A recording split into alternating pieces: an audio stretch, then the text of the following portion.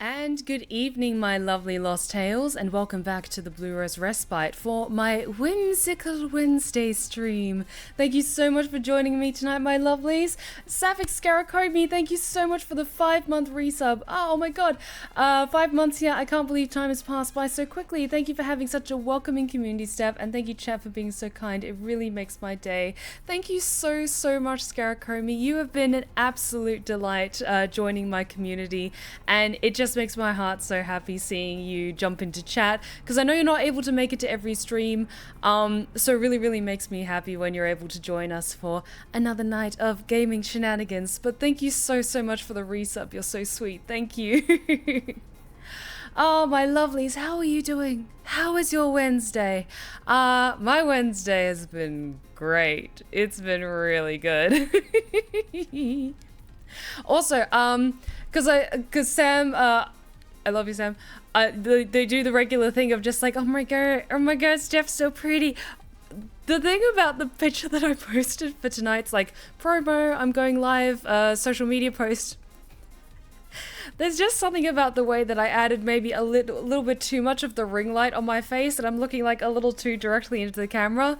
For me, it comes across as either like it's the last thing you see, as like a siren like takes your face if you're like leaning over a rowboat, the siren just taking your face before like dragging you down into the watery depths, or like my face is about to like split open and eat you or something like that. It's like the last thing you see before you die, because it looks like I kind of got a little bit too flashbanged by the ring light. No problem, Steph. My Wednesday's been great. I found out at a Halloween ball I'm going in October. My girlfriend plans to propose to me. Scaracomi, that's so cool. I'm so happy for you guys. Yes. Oh, that's so adorable. Fuck yes. Congratulations. I'm not sure if you're supposed to know that they're proposing to you, but either way, big congratulations. That sounds amazing. But yeah, there was just something about the picture that I posted tonight that then in retrospect, like, you know when you look at a picture of yourself for a little too long, you think, because at first you're like, you know what, that one's cute, I'll like just adjust the colors to make it a bit more vibrant and pop, and then that's the one I'll post. But then as I'm setting it up for like my synchronized like social media posts, and I'm just staring at it like,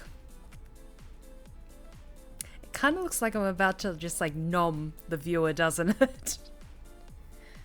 I saw it, almost demonic. Yeah, Spirit Wolf, that's what I'm talking about. Like I would find that less attractive. You know what? That's valid. Like, to be fair, you've said smash to some of the stranger options of killers in Dead by Daylight that even I wouldn't touch, so your survival instincts respectfully are questionable. So far, I've had a pretty good Wednesday. I woke up and saw that I got 2 commission requests for more animations, and that made my heart happy. Weaver, that's so awesome. Congrats, I'm so happy for you. Hell yes. Chat would be honored to be nommed on. Yes, you would be honored, chat. And I love you for it. Thank you. She won't tell me what she has planned.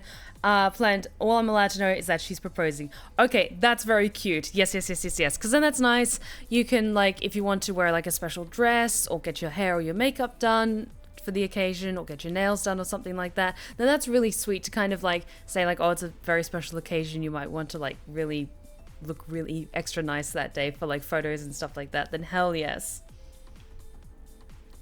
Dead by Daylight, you played Dead by Daylight. Yes, Eclipse Void. I played Dead by Daylight. A couple of weeks ago, I played it for 6 hours with friends. I didn't go to bed until like 2:30 in the morning. Also, speaking of Dead by Daylight, today I've been very happy because we've seen more of what Dracula is going to look like when the Castlevania collab comes out at the end of the month, and I am just, mwah, Daddy's home.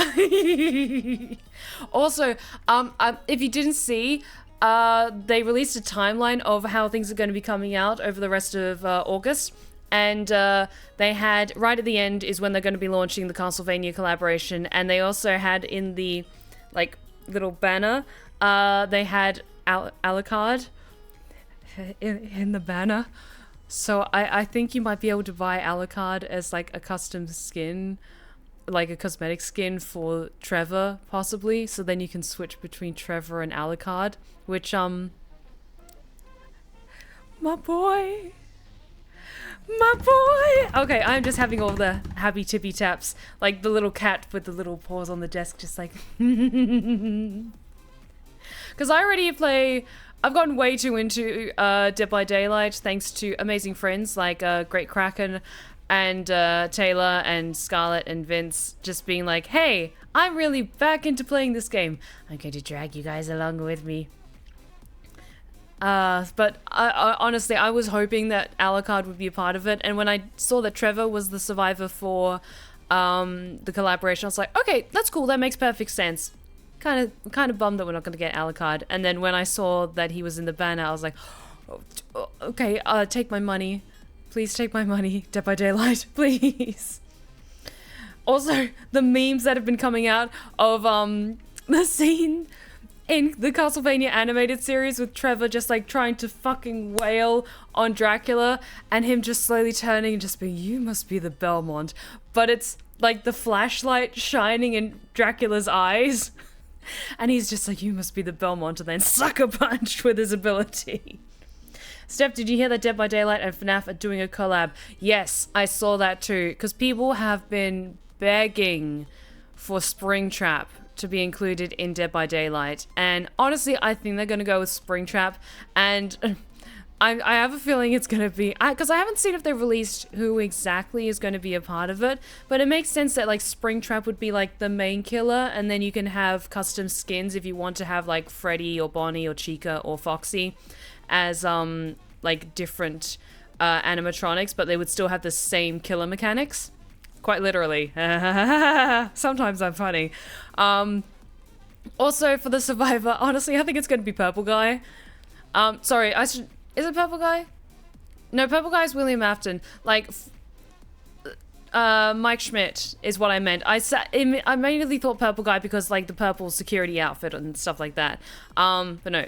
Purple Guy's William Afton. Mike Schmidt is probably going to be Survivor, and I fully imagine them like just doing like the purple security outfit, and then like his face kind of either very generic protagonist kind of face, or it's going to be like shadowed over or something like that. My Wednesday's good. Spend time with my 1 month-old nephew. Oh, that's awesome. That's so cool. I hope they're doing well. Scarlett, how's it going? We were just having a fucking nerd out about Dead by Daylight, and no, I'm not gonna shut up about this until it comes out at the end of the month.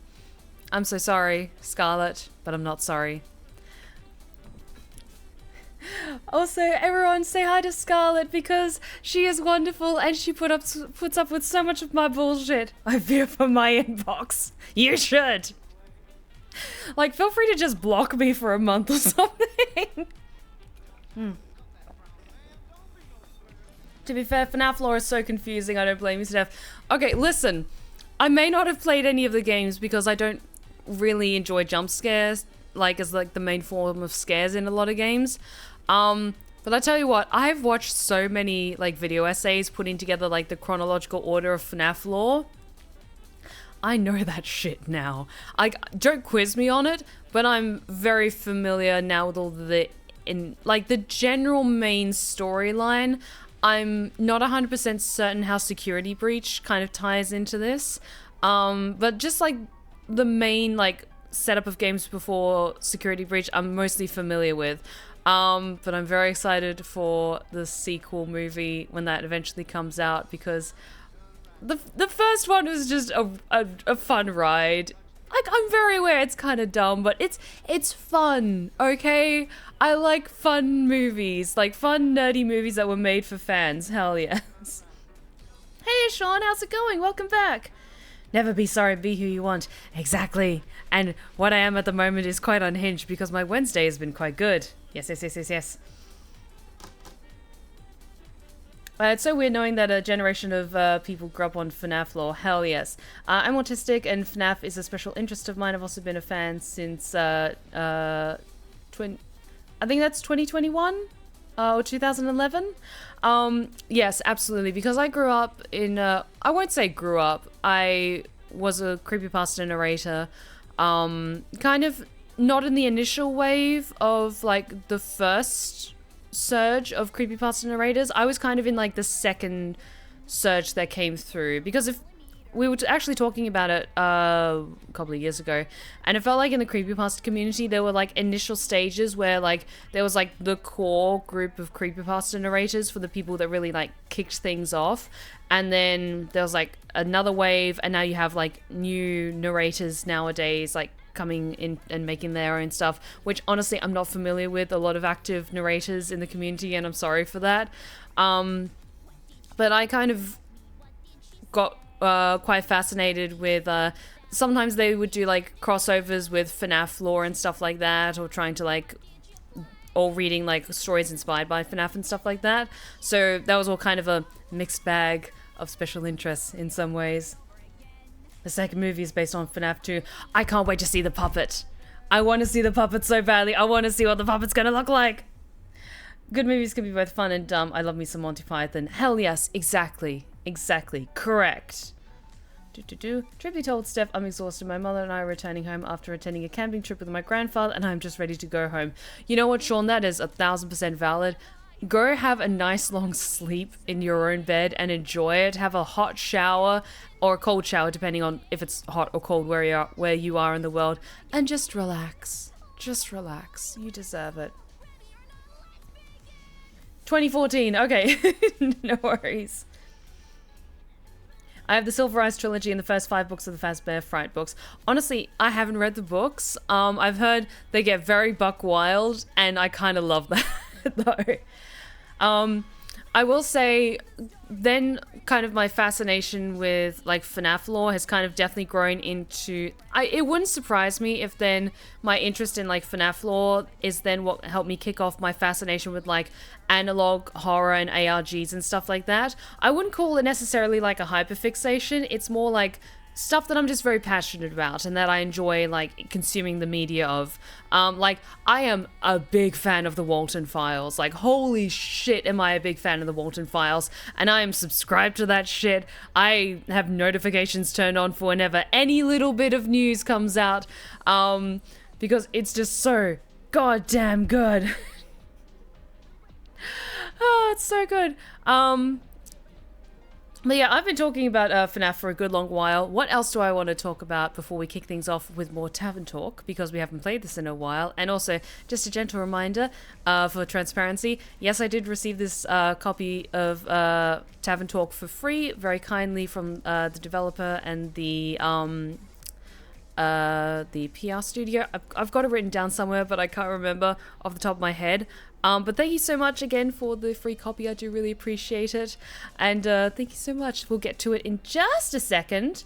I still need to get into the Walter Files. I hear about it a lot. Sam, it's so good.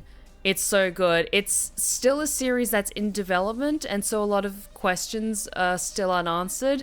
But the animation just keeps getting better and better. It's genuinely very cool and creepy. Sometimes I'll put it on the TV and I'll just have it running in the background, and maybe while I'm doing stuff on my laptop, and I'll like turn the lights down like low so it's extra creepy, so then all like the crackly analog like VHS audio sounds even weirder. I am a professional, Sam. I will not stand for any slander. Dogger did an interview with Scott Cawthon the other day. Really explains all the mess with security breach. Oh, I might have to check that out. Honestly, I don't really watch a lot of interviews with developers, even though I really think I should. But I'd be interested to hear what that interview was like. Hell yes. Speaking of analog horror, have you heard of the Gemini Project by any chance, Steph? I remember seeing it a while back, and it's really cool analog horror stuff. I think I've watched the first chapter or so of Gemini Project. But I haven't seen the rest of it or caught up with it. It's been a while, so I'm familiar with it, but it's just not coming to mind off the top of my head in terms of the visuals and stuff like that. I need to check it out again, absolutely. Only other thing I can think of at the moment is I am a little bit tired today just because I didn't have my personal trainer because we came to the end of my like bulk so what you do with my personal trainer is you would buy like, say 12 sessions or something like that for X amount of money, and then like you go through, and then when you get to the end of the 12 sessions, then it's like, okay, we're out, finished with these sessions, do you want to buy like another batch?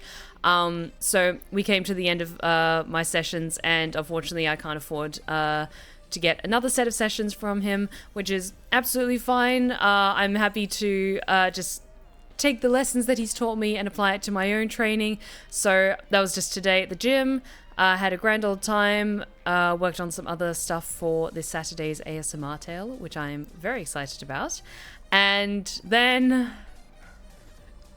I spent the whole afternoon, when I wasn't working on what I was supposed to be working on, playing and exploring the Love and Deep Space update. So, it's a gacha style game where the new event you can get special shiny... they're called memories. I won't go into the details of explaining the game, but the gacha thing that you can collect is called memories. I have been saving up diamonds from like completing missions and stuff like that, so I don't have to pay actual money to buy memories, and I am telling myself, unless it's the last day of the event and I haven't drawn the memories I want to, I'm not spending a fucking penny on this goddamn game. Like, Silas has a chokehold on my heart at the moment, but he will not have a chokehold on my wallet just yet. God damn it. I am stronger than that. How long have you seen the trainer? Like 3 years now? Closer to a year and a half. I switched PTs maybe about a year and a half ago or so, and he's wonderful, really, really great. We had a wonderful, always had a wonderful time with our sessions. They're just quite expensive, and since being made redundant, I can't afford them anymore, unfortunately. But that's all good because we still keep in touch and all that good stuff, and I can still ask him questions if I need to. Steph, remember to be financially responsible. And I am. I'm going into the studio next Tuesday. My agent just emailed me today saying like, hey, would you be free to come in on this day? And I said, yes, absolutely. I'm free to come in on this day. Silas's beautiful face flashing in my mind, telling and whispering in my ear like, hey, you're about to get paid. Wouldn't you like to get that new memory of me? And I'm just over here sitting at my desk. I will sit here tense with lust. Oh, but honestly, I'm generally very good when it comes to games like that. Generally, I don't buy a ton of games unless they're part of like a Steam sale, and then I'll buy like a bunch of them in bulk that I'm either planning on streaming or maybe for my own personal enjoyment. I don't get sucked into just like mindlessly spending money on gacha games, because that is a very slippery slope, and I will maybe treat myself to like get a nice package of like diamonds or tickets or whatever have you if like I'm really, really sucked into a game. And I tell you what, outside of like the memories mechanic of like the gacha side of it, it's genuinely a really quite a good game. And it's a fun mobile game. The action's actually quite good. The story is really quite compelling. And yeah, so I'm having a grand old time with that. This is not sponsored or anything like that. I'm just like really just sucked into this game right now. And so I need to talk to someone about it. And Scarlett, if she's still in chat, she's getting tired of me talking about it. So I thought I'd talk about it with you guys. Oh yeah, same, that's good. I always wait for a really good sale to come along for games, especially the new ones. Exactly. Oh no, another white-haired anime boy she loves. Listen, I have a type.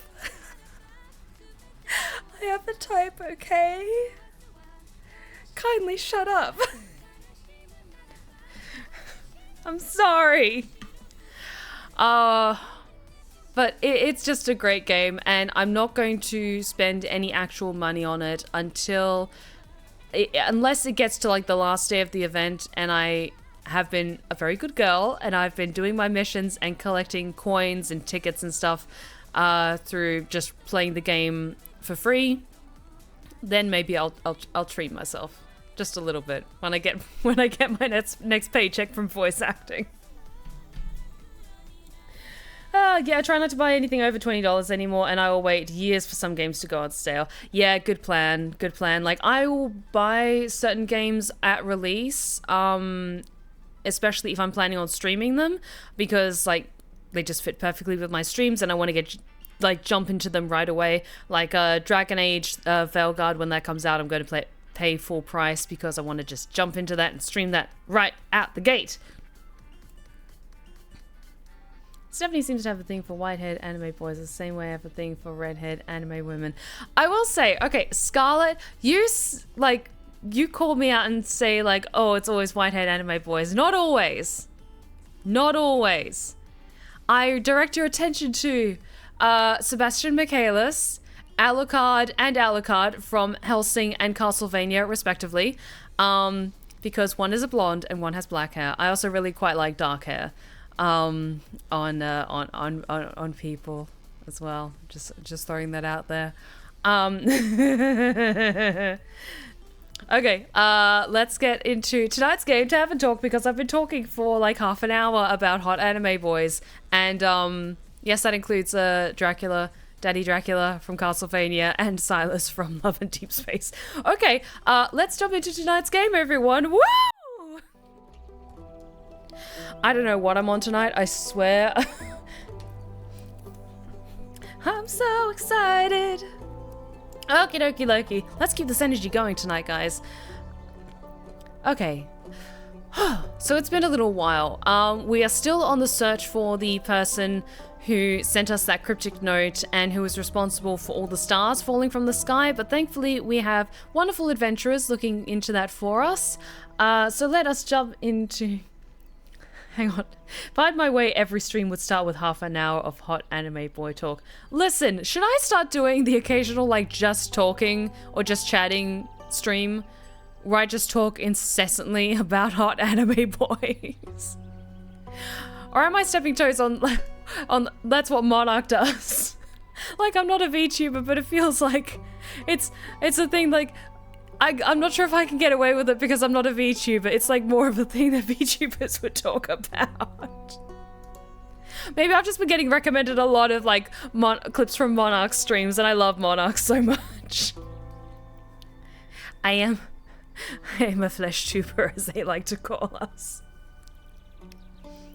Alrighty. But let us jump back into Tavern Talk because this is a kind of sponsored stream, so I should probably get going. Act 2, Starlight Sonata, Chapter 11, Trouble in Paradise, 9th of the Astral Moon.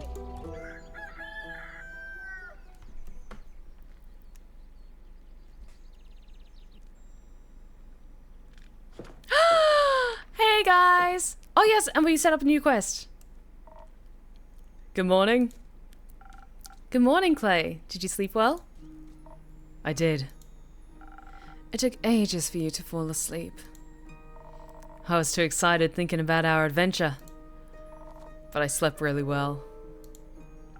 Happy to hear that. Tia, did you sleep? She passed out right after she had some soup. I hope that Lady Cassiopeia would send me signs for my divine mission in my dreams. Did she? I don't remember. Sounds like you slept well then. Anyhow, I see you had time to prepare the quest. Wonderful. Let's get started. Let's take this one step at a time. Clay, I was looking forward to some soup. Then I hope you like lentils. I love a good lentil soup. I left some with your purple friend and told him to keep an eye on it. No! He would have eaten all of it. I like lentil soup. Well, I hope Andu enjoyed that soup. Thank you for feeding my familiar, Clay. Of course. Did you two enjoy your soup? Very much. Clay is quite the talented chef, even though eating it did make me very tired. She was blushing a bit, that's cute. And Tia's a very good cooking companion. It took a while to make, so we had a lot of time to talk. It was nice. What did you talk about? Friendship bracelets, I hope? Not quite. Many things. Like I thought it'd be fun to make her niece one of the little dolls my granny told me to make. The one with flower dresses and mini axes. That sounds adorable, yes. I don't have any siblings or cousins, but Tia said she's gonna make little star lamps from her parents' garden. Is that so? He offered to cook for my family. And I can't offer to cook for his. My cooking skills are unimportant to my destiny. But I thought if I were to visit, it would be appropriate to bring some sort of thank you gift. And who wouldn't want some stars in their garden, especially now? Honestly, that is a policy I very much keep is whenever I'm going to a friend's house, especially if I'm staying with a friend for a period of time, like they're hosting me, I'm sleeping a couple of nights at their place, I will always bring a gift. For me, it's just general etiquette. Especially if you're going over to someone's house casually and you see them all the time, then unless you're bringing like snacks or something, like you don't necessarily have to. But especially if they're hosting you for a number of days, then absolutely, always bring a gift. Absolutely. Even if it's something small, but always just like ask them like, is there something that you especially want, something you've got your eye on? And it doesn't have to be huge or expensive, like some nice tea or a bottle of wine or something like that, or some flowers, like something to show your appreciation for their generosity. And hey, SwissBanana, how's it going? Welcome back. It's been a while. I hope you're doing well. And who wouldn't want some stars in their garden, especially now? That sounds lovely. Have you ever visited the Highlands before? No, not thus far, though I've always wanted to. Our snow dragon building competitions are famous. I've never heard of those. Oh. But they do sound intriguing. When I was young, one of my favorite stories the Elysians told me was that of the ever-burning flame. It is said to have been a gift from Leviathan to the first mortals. Along with it, he bestowed the power of elemental manipulation upon his chosen. I vaguely recall there being another version where one of his guardians stole the flame from him instead.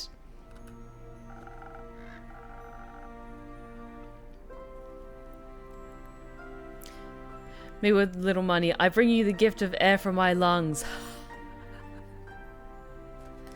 Oh, Alithia, she's so pretty, isn't she? She's so pretty. Also, the volume of her hair. Can you give me tips on how to do that, please? Oh, sorry, I think I missed what she said. Blasphemous hearsay is all that is. We should be thankful for the gifts he has given us. I've always wanted to pay my respects to the flame. And it just happens to still be burning in the ancient temple in the Highlands. Keeping the hope of Wisteria alive for eternity. So I'm looking forward to seeing it in person sooner rather than later, and with a local guide, no less.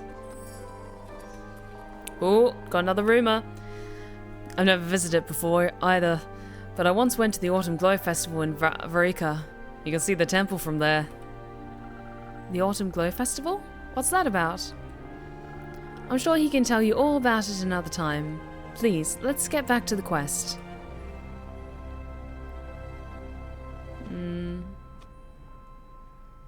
I'm gonna ask another question just in case maybe another rumor pops up. Fine, one more.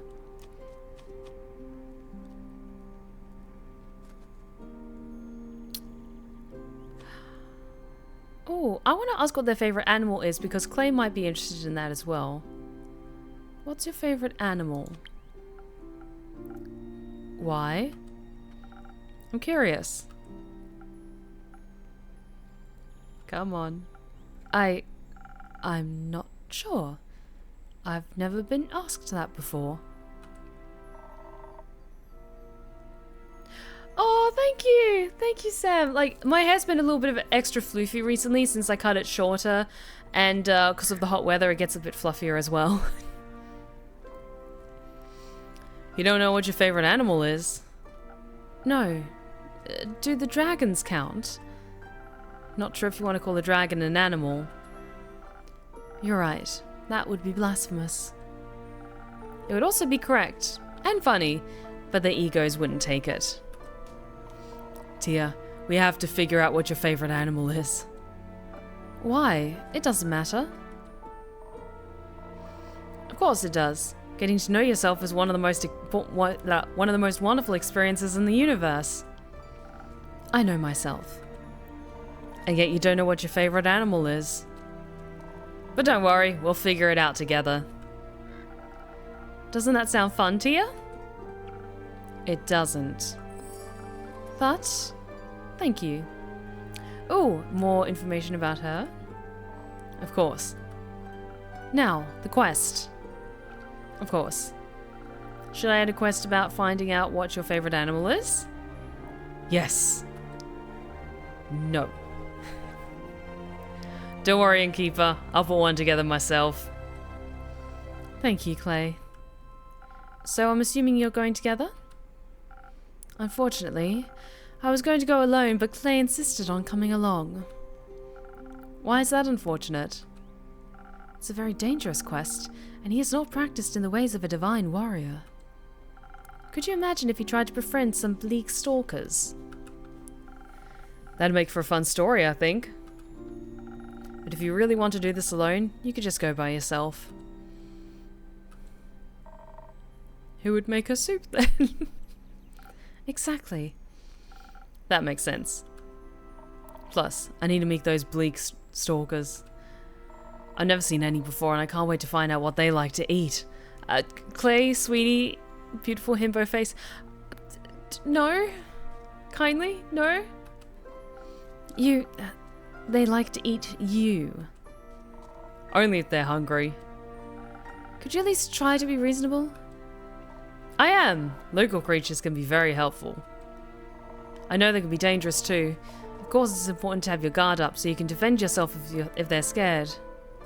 Generally, if you approach anything non-violently, they'll like you more. Maybe the innkeeper can give us some extra charisma too, so we can convince them to help us out. I could offer you some honey flowers as well. They can be very inspiring, even to bleak stalkers. I think so, at least. I never tested that one out, actually. We could test it for you. Nonsense. We need to head into this knowing we'll have to fight our way through. The name Bleak Stalkers doesn't exactly inspire confidence in their hospitality. Not to mention there could be very well be many more dangerous monsters roaming the abandoned Everbloom. We need to refresh our strength and hope that our mortal weapons will be enough to damage them. If that's of concern, I could offer you some citron. It's infused with divine properties that'll bless your weapon strikes. With a little help from the dragons, no creature should be able to withstand you, no matter how bleak. Citron can only be found deep within the Forbidden Valley. How would you even have access to that? Oh, you know. No, I don't. Anyway, I think both of your strategies could work. Strength and citron will let you fight your way through any danger in no time. But the right mix of defense, charisma, and honey flowers might offer a more unconventional solution. Bah. Can you help us decide? I don't want to argue. Sure. Okay. Hello, Andu. How's my precious BB? My boy. Alrighty, so we have options. So we could go with Tia or Clay.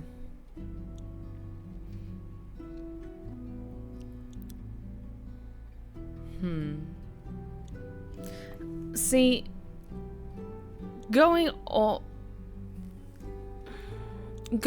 of what Tia has said, it does sound dangerous. And while I think Clay's heart is genuinely in the right place, maybe having some more strength on their side would be better, but I'm not sure.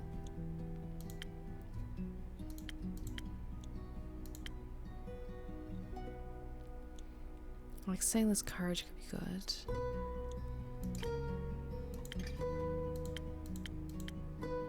Southern Brawler.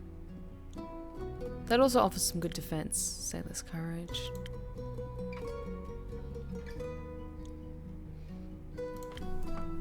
I will say Sailor's Courage might be good because it's also got a bit of defense and charisma as well. So why don't we go with that?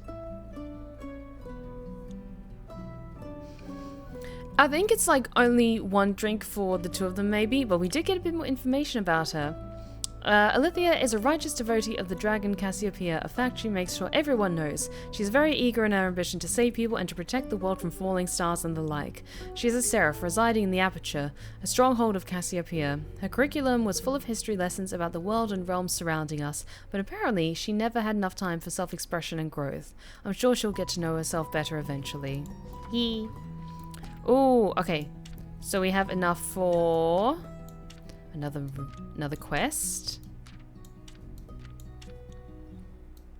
It's all coming together. Oh, someone else?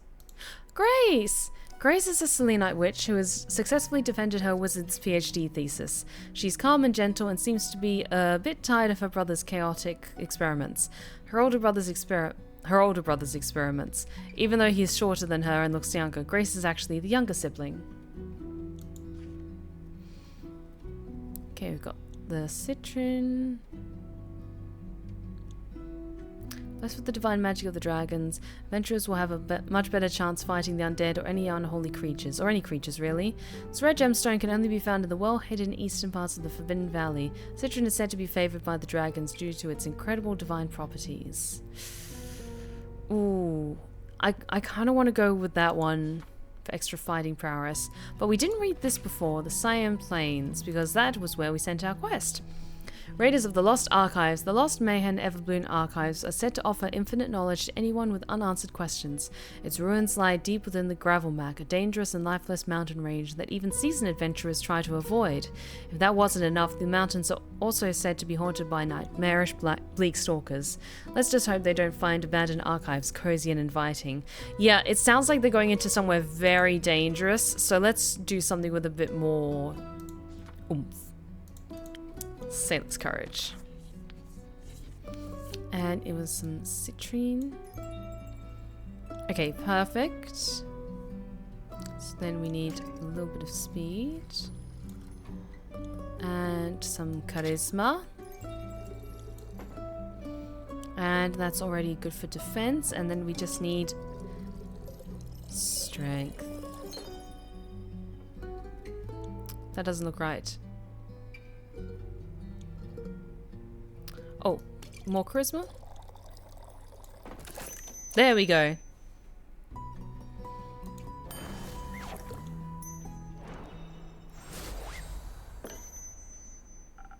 I think Tia is right. This is an extremely dangerous undertaking, and an important one it seems. You should be able to defend yourselves actively, not just passively. Plus, a little blessing from the dragons can't hurt. But what about the creatures?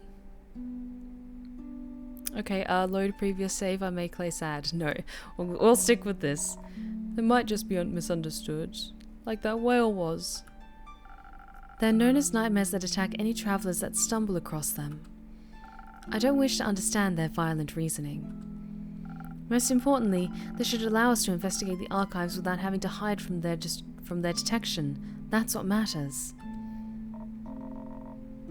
I guess, if it means we can help more people in the end. It does. Thank you for your help, Innkeeper. We should get going now. Indeed. Wait, why are you in such a hurry? Yesterday I met Fable at the farmer's market and they helped me pick out the right vegetables for the soup. And then they invited me to their barbecue on the 31st of Cassiopeia. So we need to make it back in time for that. You can always leave early if it takes too long. And what about you? What about me? You're also coming. I have to work. You also have to eat. No. Saving the world is bound to make you hungry. And you might even have fun. Who knows? I will consider it. Let's hurry then. Let's. Innkeeper, can you let Fable know we'll be back in time? Of course. I'll let them know as soon as they grace my tavern with their presence again. Oh yeah, Grace should know too. I think she's bringing her famous fortune nuggets. I'll tell her as well. I wish you a successful quest. It shall be so. See you soon. Yay! Oh, our tavern is looking so nice. Oh, thank you, Sam. I appreciate that. Oh, it's you again. Greetings, innkeeper. Hello, Archie. Good to see you again. It's always a delight to be here. It makes me feel like I'm part of something big already. I'm glad to hear that. Speaking of which, were you able to help those farmers out? Oh yes, talking to Fable was truly inspiring. They were so right. The farmers really had no interest in gold or other riches. So instead, I helped them with reconstructing their land, barns, houses. With my own 2 hands. I even got some blisters from it. Remnants of my first ever heroic deed. Oh, you get to decorate the inn? Not quite. If our lovely adventurers are successful in their quest or interesting things happen, they'll pick up these little knickknacks. Like that was a gift from Fable. I can't remember who gave us that. I think the Dreamcatcher's always been there. But there was something on the shelf as well. So you get like little knickknacks that you get to add to the tavern over time as the game goes. Very exciting. And painful. Now that I think about it, do you have a recipe for a drink that can help out in this specific situation? I want to be able to help every single farmer with ease. I want to lift the heaviest logs and steel myself from the most stubborn splinters. You're right. A drink like that is still missing from my recipe book. Let me think of something. Oh, thank you dearly. When I was making my way to your tavern... Ooh! Steel tonic. Okay, new drink unlocked. When I was making my way to your tavern, I walked past an astounding duo of adventurers. A stunning seraph and a massive half-giant. They were so utterly impressive. I aspire to be like them someday. Feels like I'm in a book, like I delved headfirst into one of the stories on my bookshelf. Magic and adventures surrounding me with every step, and unknown lurking dangers in the shadows. This is all so exciting. But now I'm just daydreaming. Originally I came here seeking one of your magical drinks. Of course, what would you like? Preferably something that'll help me defend myself from devious dangers, like splinters in my hands. The drink I had last time did. Well, I presume it did something, but those splinters were a real nuisance, I'll tell you that. I got you, don't worry. Oh shit, do we have to remember what we gave him last time? Okay, so long as it has a lot of defense, it should be fine. So probably last time I gave him either a first snow or a frosted lagoon. Let's give him the steel tonic, because that's the one we came up with on the fly. With the steel tonic running through your veins, you can become the buff party tank of your dreams. Its cooling qualities mixed with a surprisingly spicy aroma boost your vitality to new heights and leaves you impenetrable to damage. That is, if they're even fast enough to hit you. Let's go with that. Sorry, it is also very hot, my apartment, and my legs are sweaty. Yeah. Defense.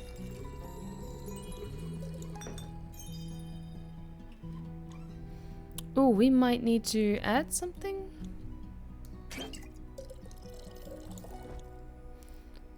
Yeah, I think we need to add some secret ingredient to this. Because that requires...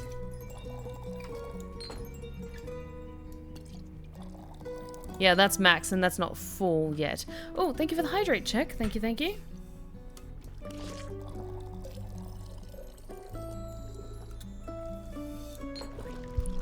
Good boy, Andrew. Boop. So I think this is what we need, some citrine. Because yeah, then that'll give us a boost. Then we can do Swift at the bottom.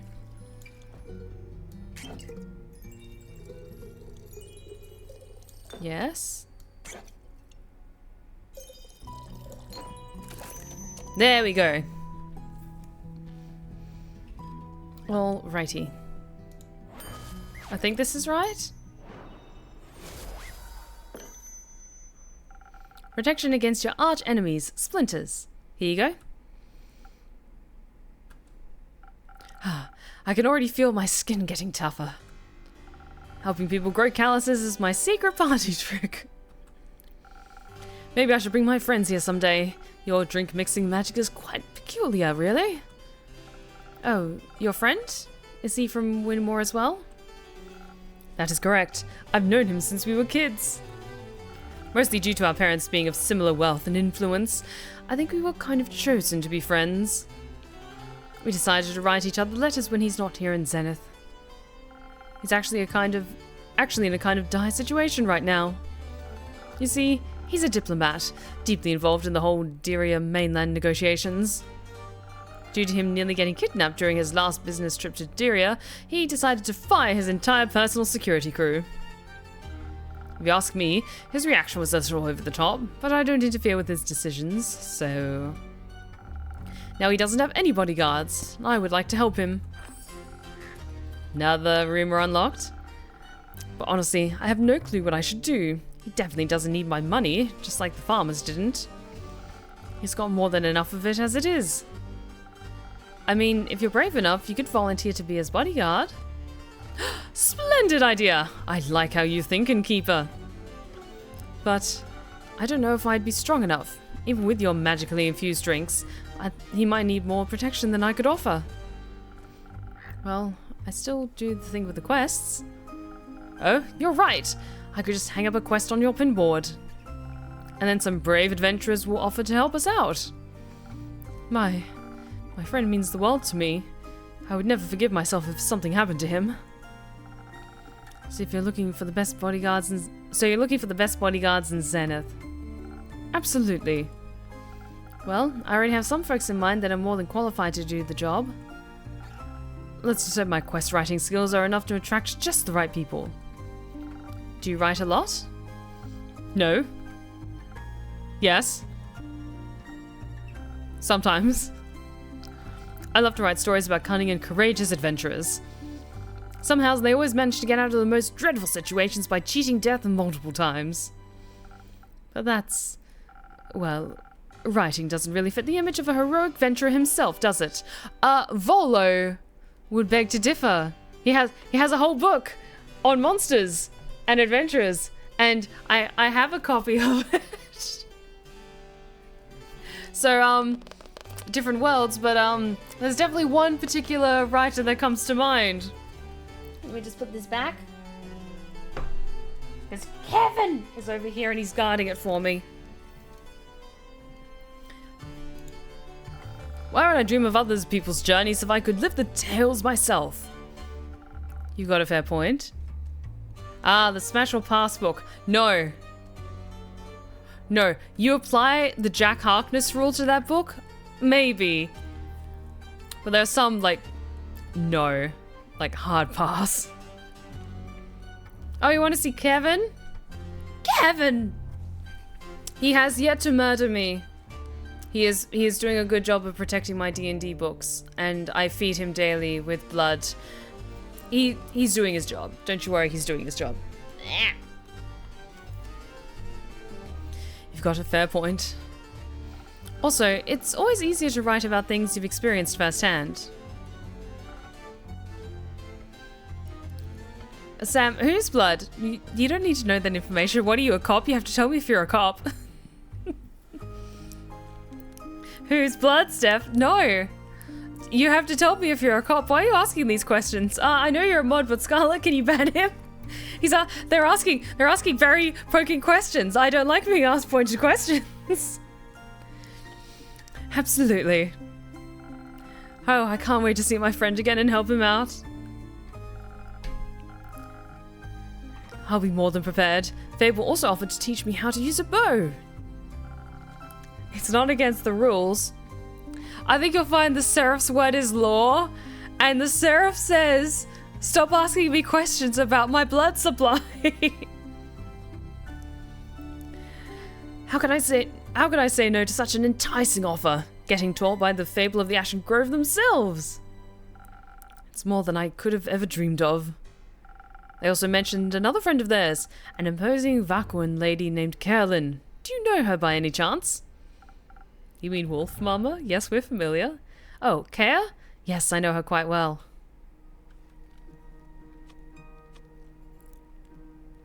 I'll downplay it. She's a regular. A regular? Oh, Innkeeper, you're just full of surprises. This tavern is full of hidden treasures. Yeah, that's not what my work contract says. You told me to enforce the rules. And you do. You do an excellent job, Scarlet, of enforcing the rules and making sure everyone has a grand old time. Which is why it surprises me that you're not enforcing the rule of the Seraph's word is law.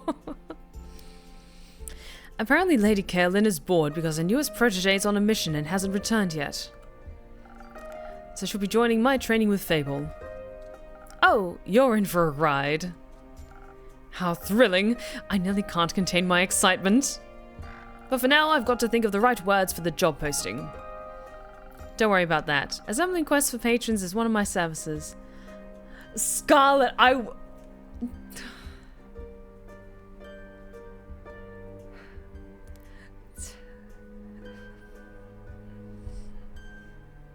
hate you so fucking much. This feels pointed. Chat! Scarlet's attacking me. Fine. I will honor this. Scarlet has redeemed a Pick My Voice for Kermit.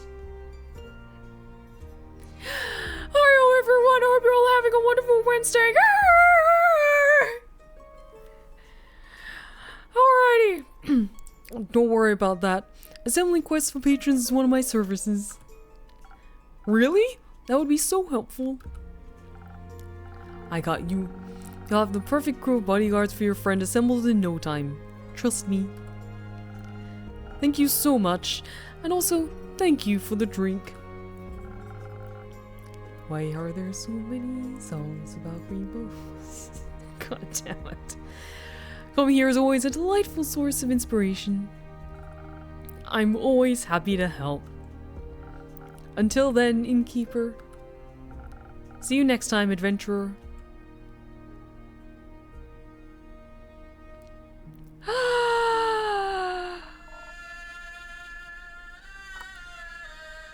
You're hot.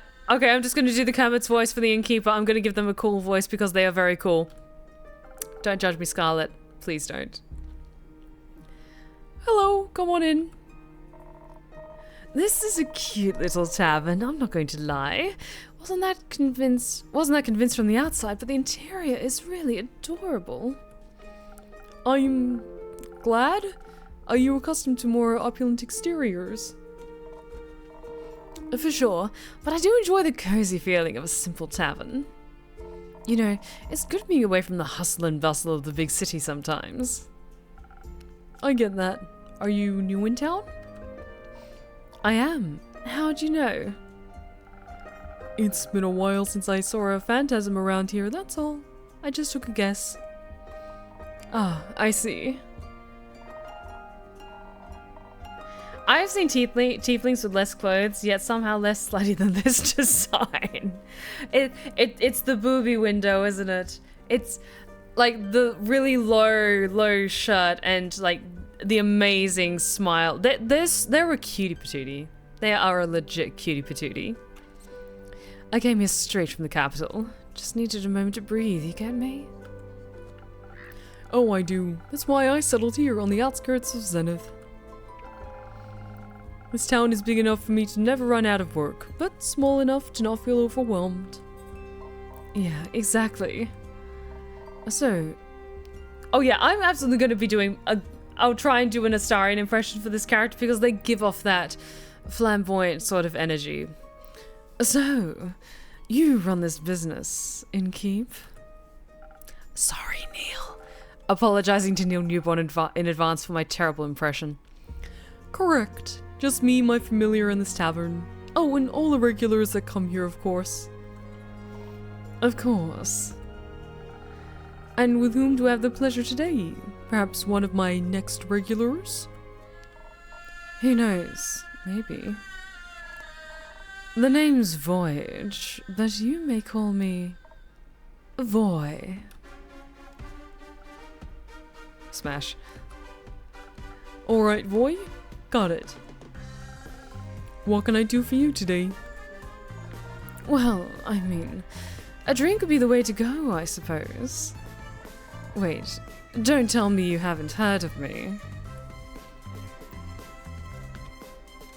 Oh, introduce yourself, please. Not yet, I'm afraid. I suppose I should have? I'm the Voy, the famous bard. Ring any bells? Nope. Well, I guess you'll have to get to know me then. And what better way to do that than with a fine drink made by the finest innkeeper? You're a real sweet talker, aren't you? I guess I am. Yeah. Is there something specific you would like? No. Surprise me with something that'll make me even more irresistible. Like a real Prince Charming. Oh, don't you worry, we can get that sorted for you right away. Something with oodles of charm. Let's see. Ooh, 1,000 winds. That sounds promising. Oh, actually, this would be well suited. A sunny breeze. Why are there so many songs about rainbows and what's on the other side?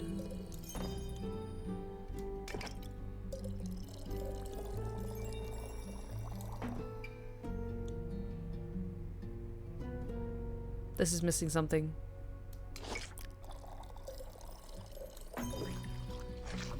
We need something with more charisma. Where is it?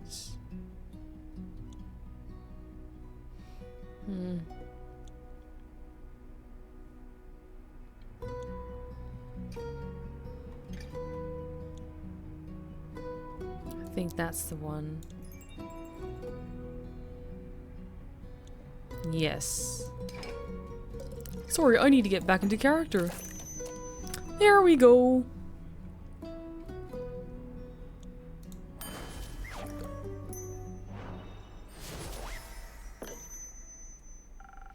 May this drink give you an intwistable silver tongue.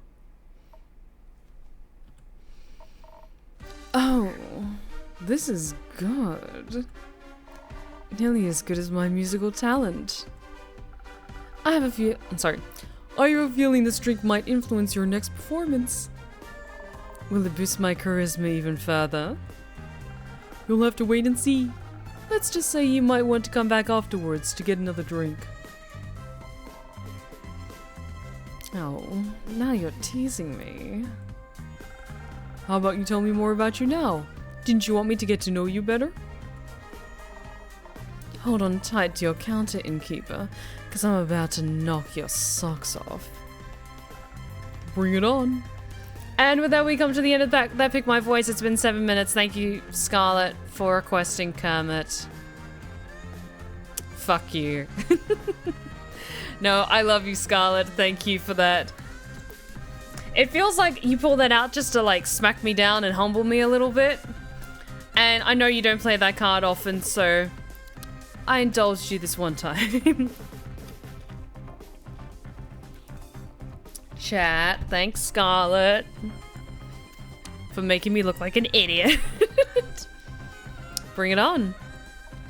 So, right in front of you is the one and only Voy, traveler of lands, stealer of hearts, and the most famous bard in all of Fioza.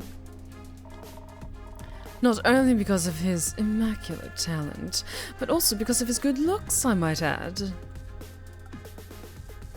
I have the best comedic chiming in this chat, y'all know it. Facts. Thank you, Skarsgård. I'm fairly impressed. Of course you are. Might ask for an autograph later then. But what brings you here, boy? As I said, I just needed a breath of fresh air. A short break from the big city. Is it hard being famous? Not really, no. Maybe a little bit. Sometimes. But making music and performing is my job, and I absolutely love it. So it's not a big deal, really. It just makes me cherish the quieter moments. Makes sense to me. Would it be cool if I kept you and your little familiar company for a bit? Absolutely. Make yourself at home. Nice. Oh, you are welcome to stay, boy.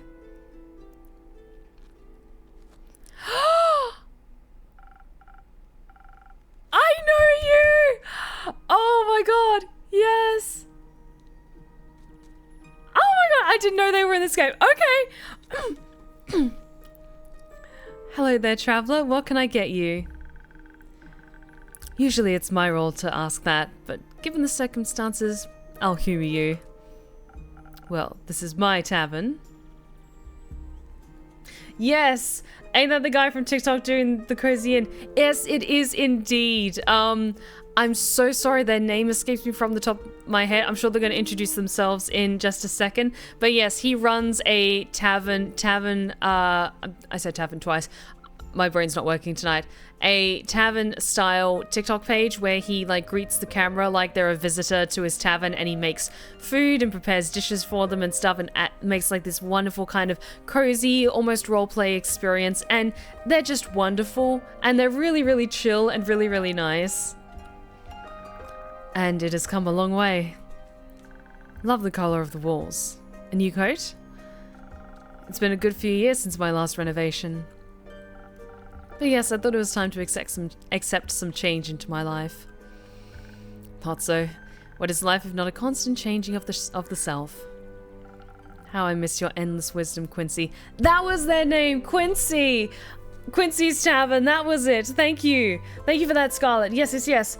Oh my god, they do such cute and crazy videos. So yes, absolutely go look up Quincy's Tavern on TikTok for context of who this person is and why I got so excited, because they're genuinely just a beam of sunshine. Their videos are just so lovely and so welcoming and just really good. Just really good shit.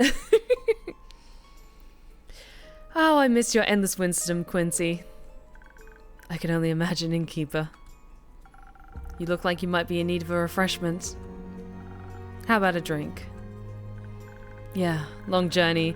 Surprise me with something as charismatic as your little establishment. Well then. So we did a sunny breeze. Let's do something else with lots of charisma.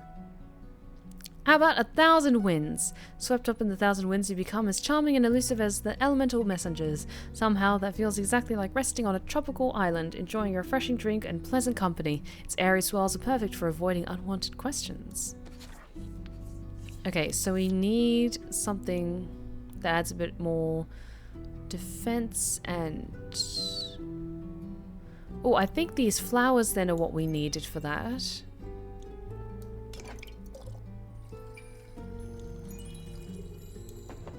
And then...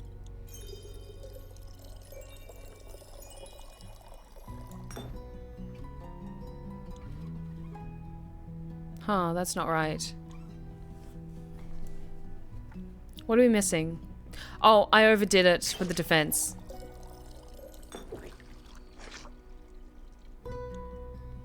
No, I underdid it for the defense. There we go.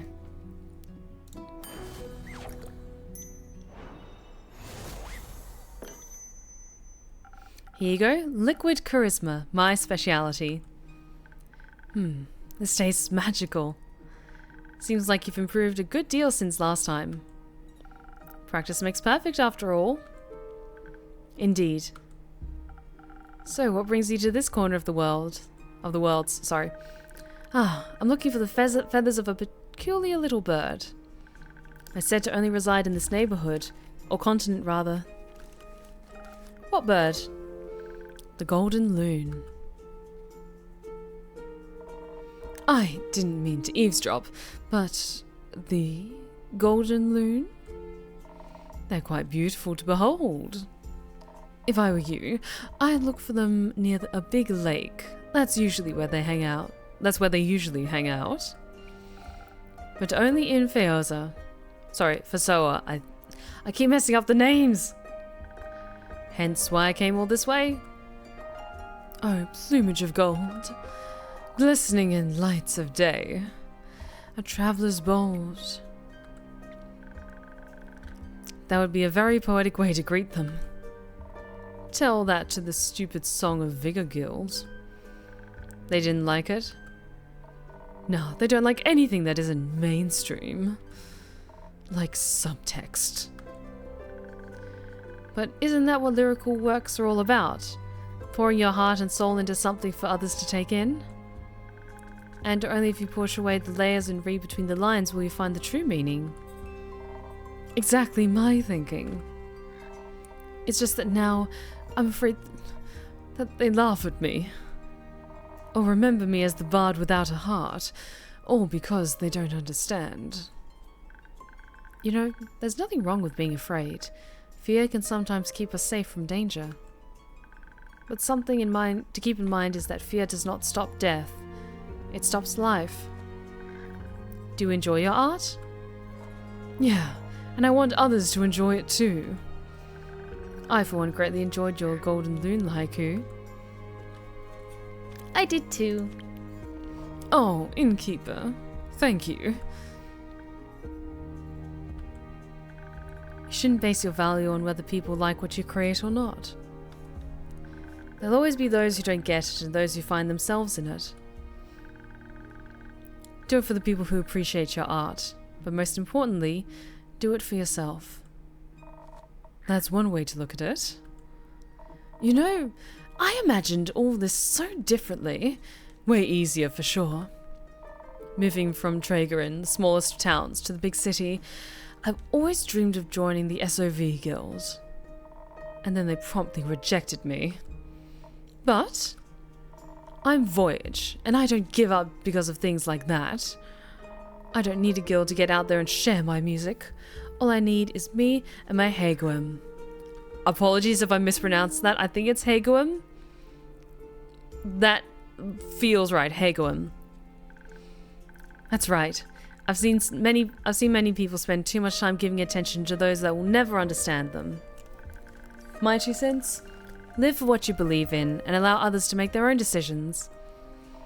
That's what I'm doing. Good. But, unfortunately, I have to leave now. Gotta find those loons before it gets dark. It was nice having you around, Quincy. Until next time, and don't forget, take care of yourself, innkeeper. And be safe out there, Voyage. You too. Oh, Quincy. Nice guy. Yes, he's an old friend. Didn't know you do friends. Perhaps we could be friends too, innkeeper. Yes, please. Please? Not yet. Hush, innkeeper. Oh. Maybe one day.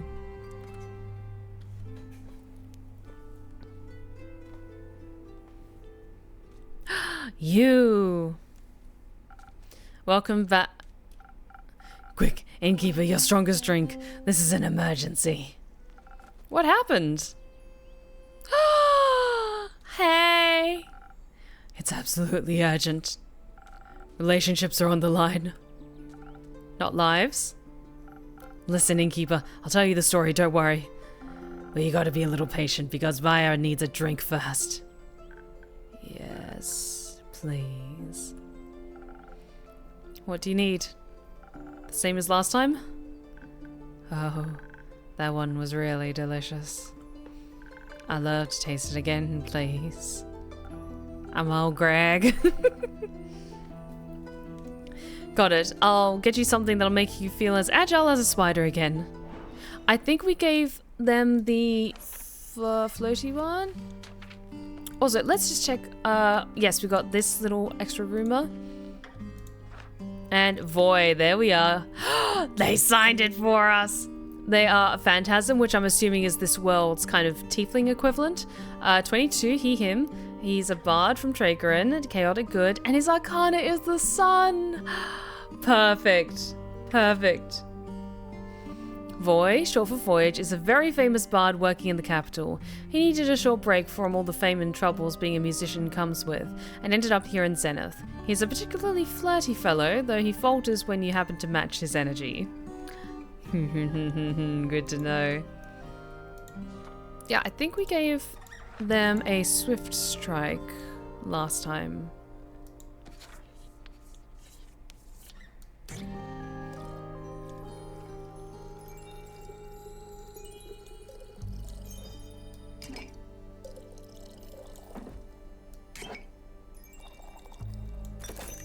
There we go.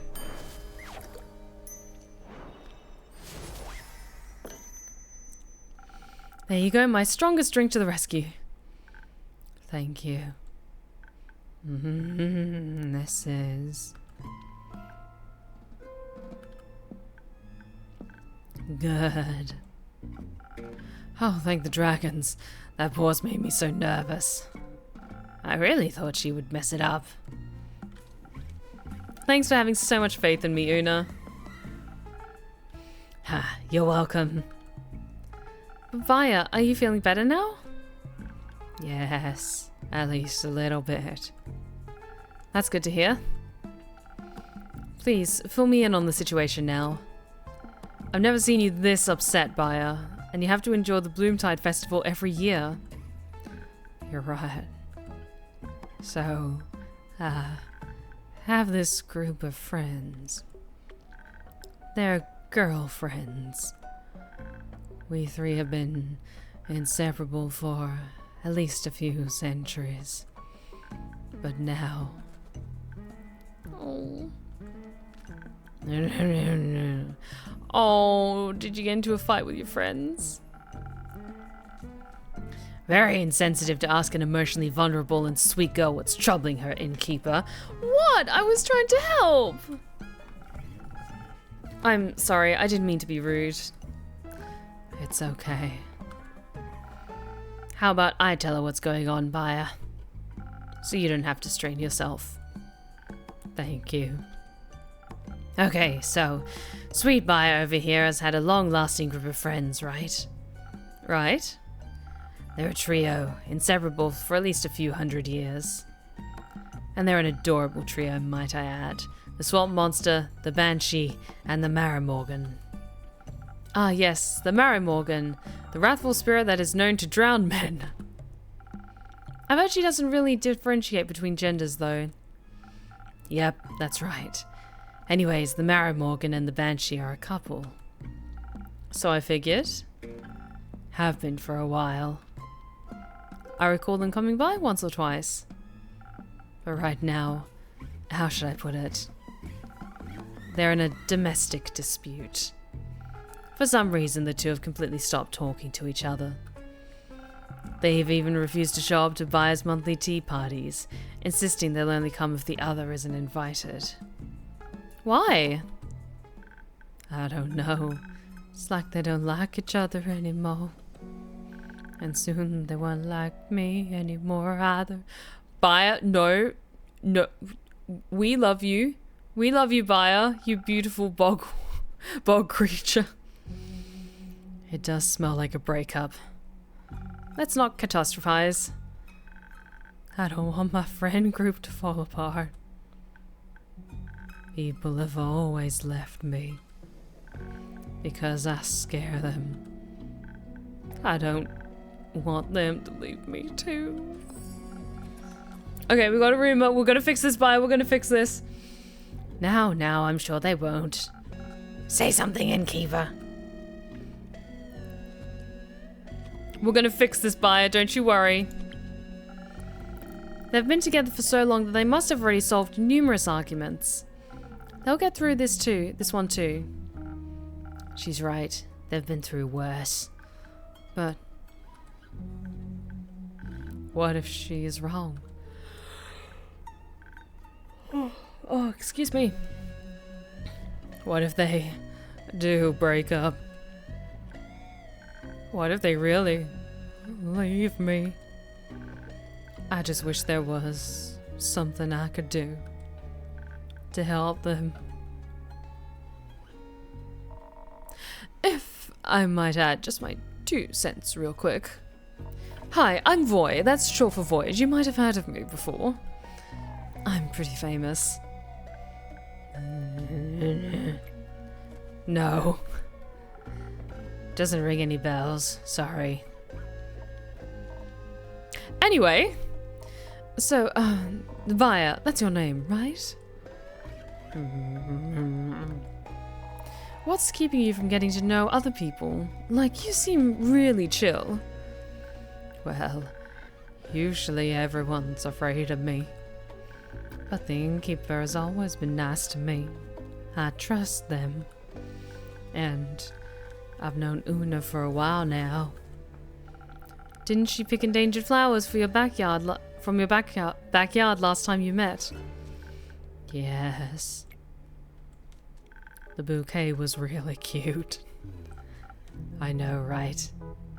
You meet a lot of people when you travel across the lands, looking for potential clients and work. And honestly, I've seen stranger creatures than her in my years as an adventurer.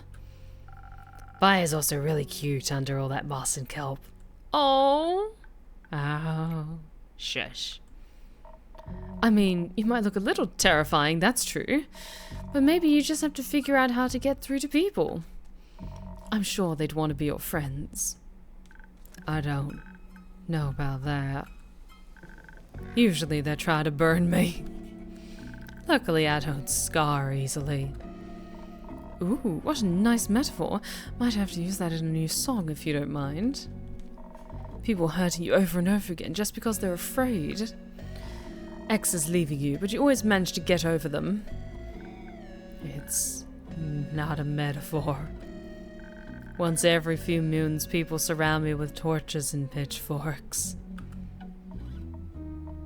Oh. Well, that's unfortunate. You don't say, kid. But honestly, I know how you feel. Sometimes facing people is terrifying when you feel so different. But there's always something to love about everyone, like my handsome smile or enchanting voice. Maybe people would enjoy my spa. You run a spa? That's fantastic. Oh, we have another Pick My Voice. This one from Weaver of Passion. Since Scarlet redeemed somebody who's known for being green, and since it's been forever since we've last heard from this character, I think it's only appropriate to keep on the green theme and hear from Mylindre. Absolutely, absolutely. Thank you so much, Weaver. Okay, what I might do is then I'll do the innkeeper's voice as Mylindre and then try and keep the characters' voices because I'm trying to keep track of all of them in my head at once. You run a spa? That's fantastic. Yes, you should come visit sometime, Voy. That's short for voyage. Just Voy is fine. Do you want to come too, Una? I'd love to, yes. There's nothing more soothing for old bones than a nice swamp bath. Do you get a lot of customers? No. None. Maybe I can change that. Let me advertise your spa at my next performance. I would love that. Thank you. No worries, buyer. But let's get back to your girlfriends. Innkeeper, don't you know someone that could help them out? The situation is kind of tricky. They might need a mediator. I can absolutely hang up a quest for you if you want. That would be great. Thank you so much. Of course. Making my patrons happy is part of my job. Now who's the sweet talker, huh? But now I have to wait, right? Yes, unfortunately. How about you show us around your spa in the meantime? It would be my pleasure. More information about fire, yeah! And once we're back, there will be a solution for your two friends. No pressure. There's a millennium-long relationship on the line. Remember that. Absolutely no pressure. I'll see what I can do. Thank you. See you then, Innkeep. Yeah, see ya. Oh, I can't wait to feel how smooth my skin is after a mud mask. You think I can take my crochet hook with me? Oh, that was lovely! Now, we have a new quest. The capital is wrapped in roots protected by the divine. According to a myth as ancient as time, these are the roots of the ether tree. An unusual amount of undead seems to be haunting the west. Undead snails are being accused of eating crops. This apparently poses a problem. A crash of spinel rhinos collapsed a canal bridge connecting Diria to the mainland, spawning the worst thing of all, budget discussions.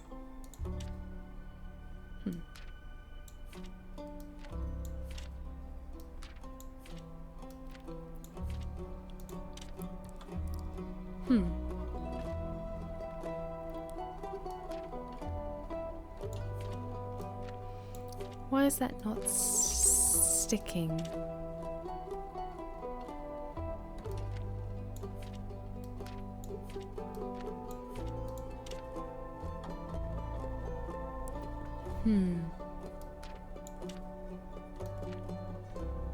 This should all be part of the same quest, should it not?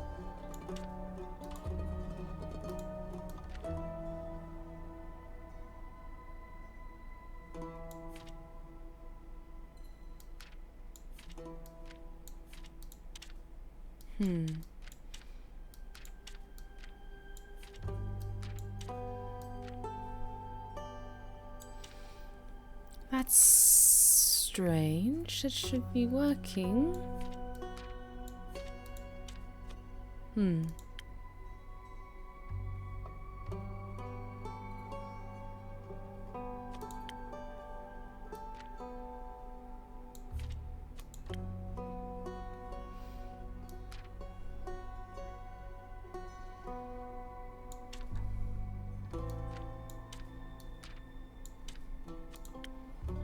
I don't know what that star is referring to. Yes, they all have to be the same color.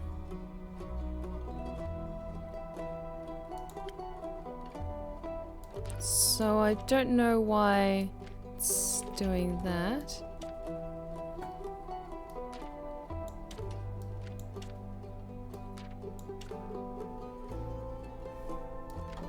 Yeah, I just tried combining that, but it didn't seem to work.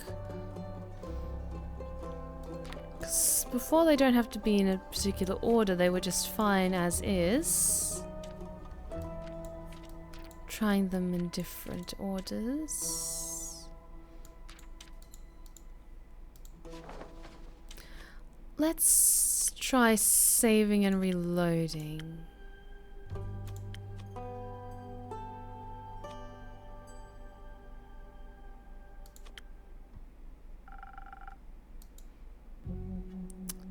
Just to see if that changes things. Yes, I think it has to be in a particular order, which is a strange thing, because that didn't need to be done before.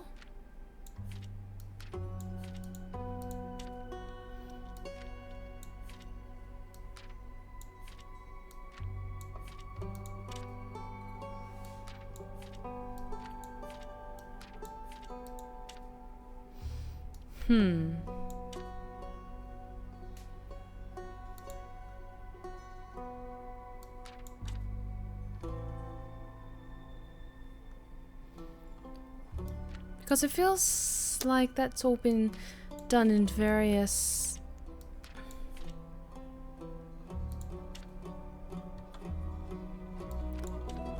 Huh.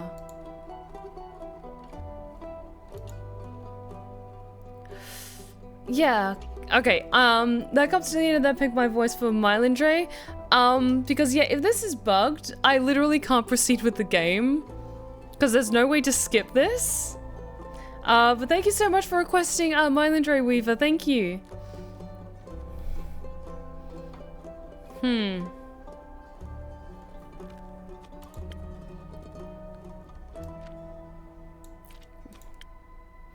Cause yeah, this star...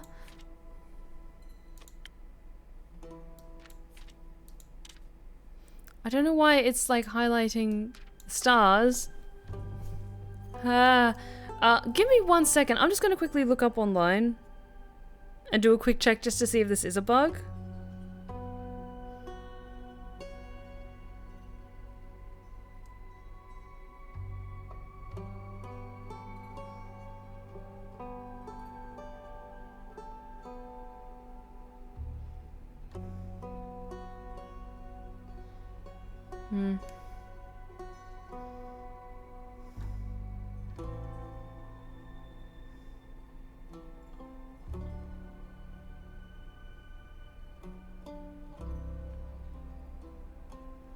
Hang on.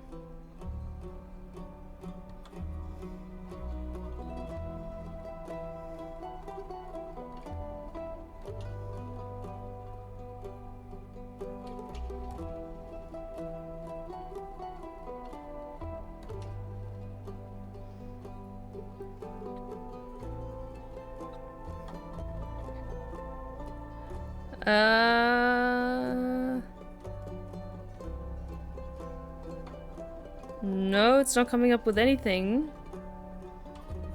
Huh.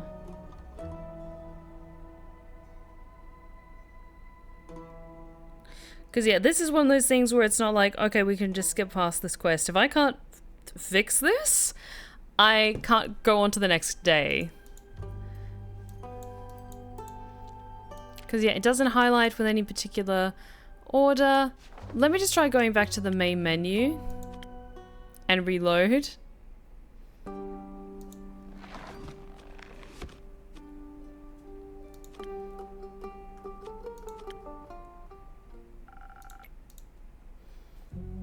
That would suck, because that would mean I would have to wrap things up early. And then maybe try and fix this.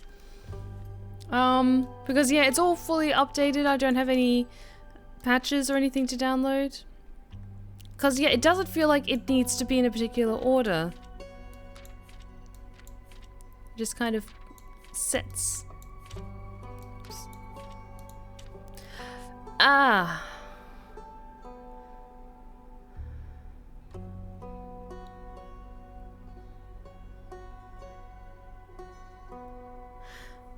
Hang on. Let me just look up and see if it's something like this one has to be in a particular order. Hang on.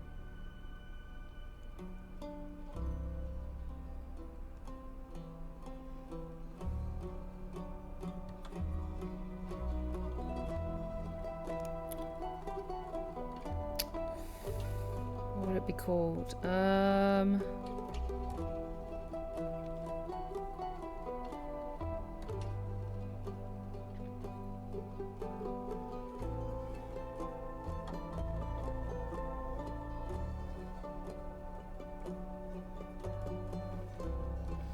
What would this be called?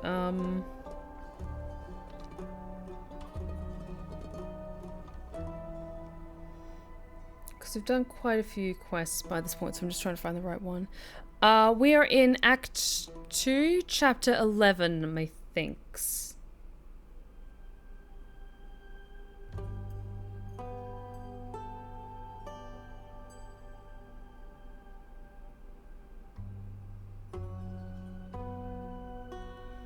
Okay.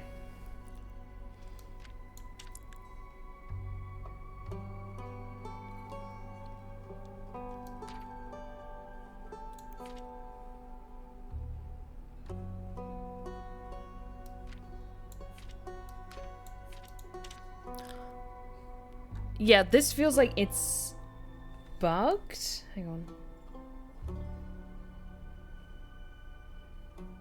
Because it's not saying anything about having to put these in a particular order.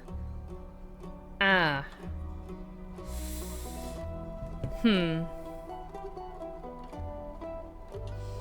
Because I checked what this quest eventually, like, evolves into with the writing, and all the information is there. I think the only one that doesn't fit is this one.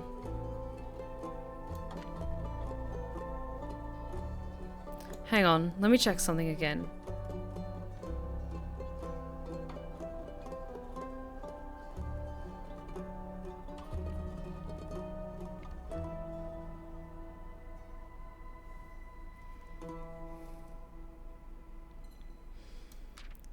Okay.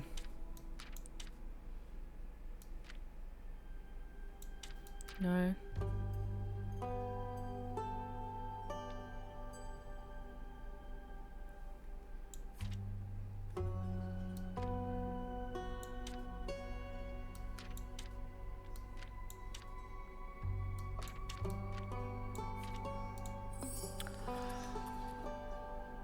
Oh, that's cheeky. Okay, so they don't all need to be the same color anymore. Okay, but it didn't tell us that.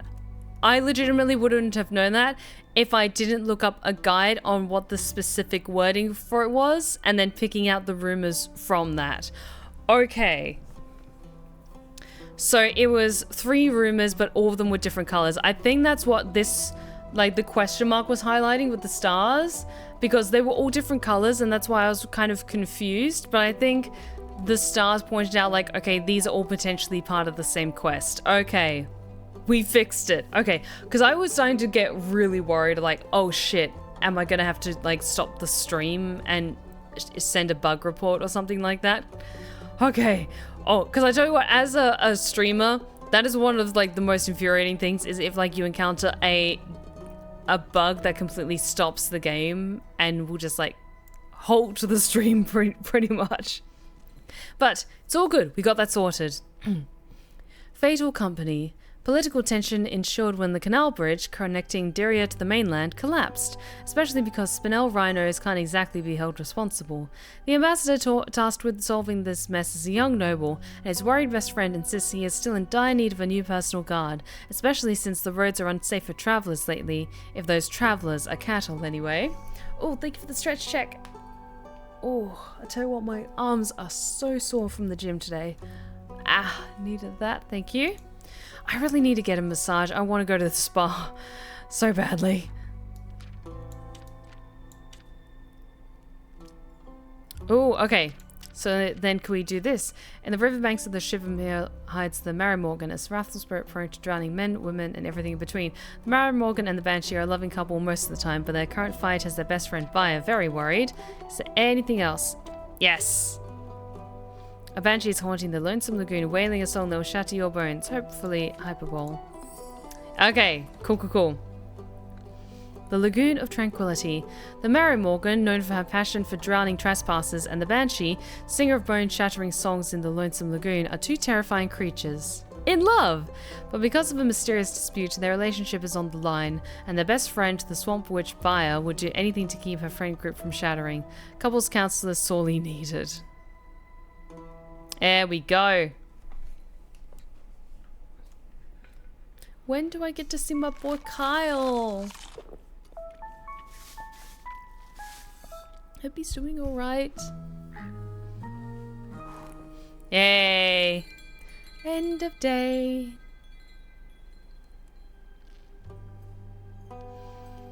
Okay. Act 2, Starlight Sonata. Chapter 12, It Takes 2. Or 3.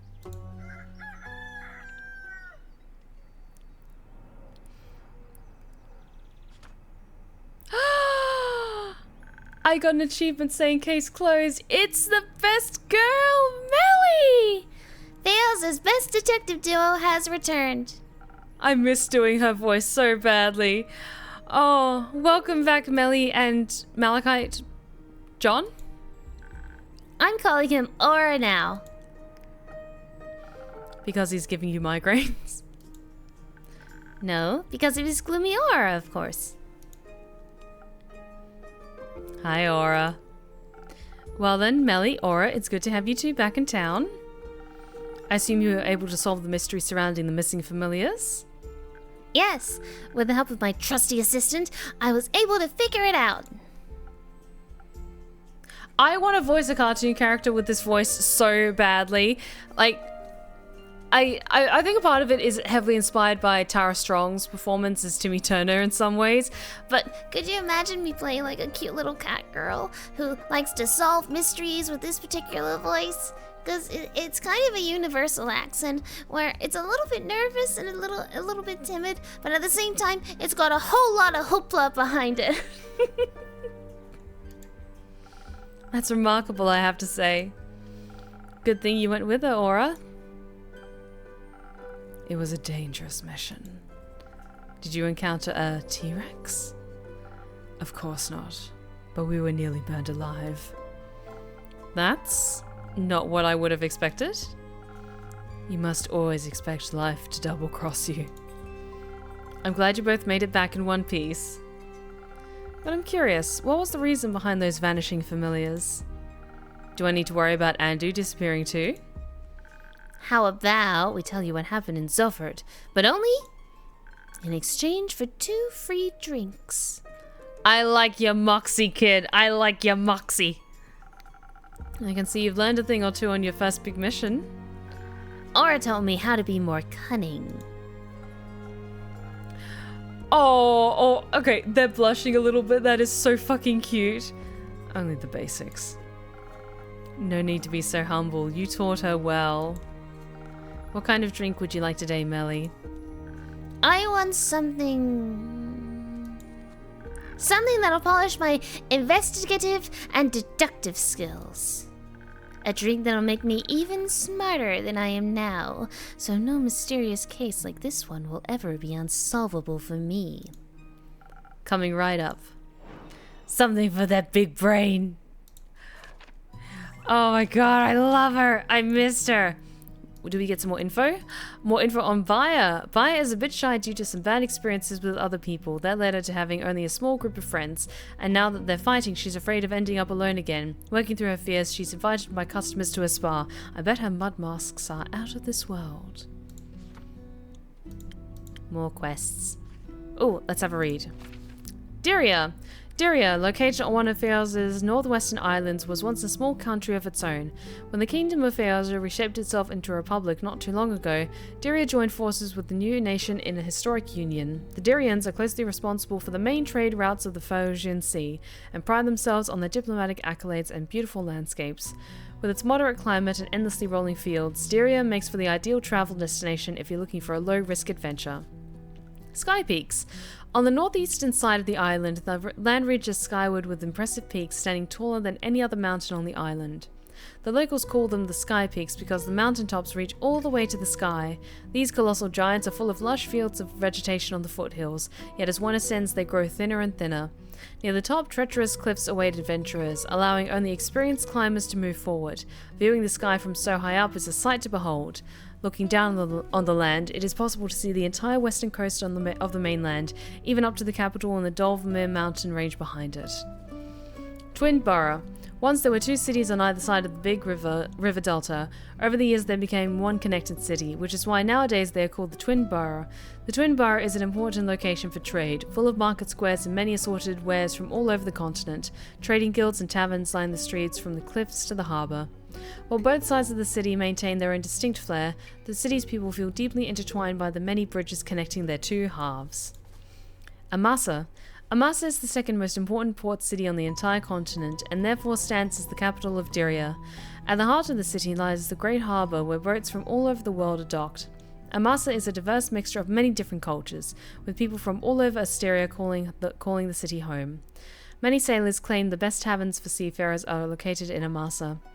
A sizable contrast to the hectic life in the city are the outskirts, which are full of farmlands for crops and cattle. Okay, and that is the one for Fatal Company. And Boreas. Boreas is an island group to the west of Phaeacia. Because of the Great Western Stream, this area is incredibly hot and humid. Large forests with immediately tall trees can be found all over these islands. This might make for a beautiful view, but also incredibly difficult traveling conditions. As such, no real permanent settlement has been built there yet. Currently, Dyria and the mainland are working together on exploring Boreas.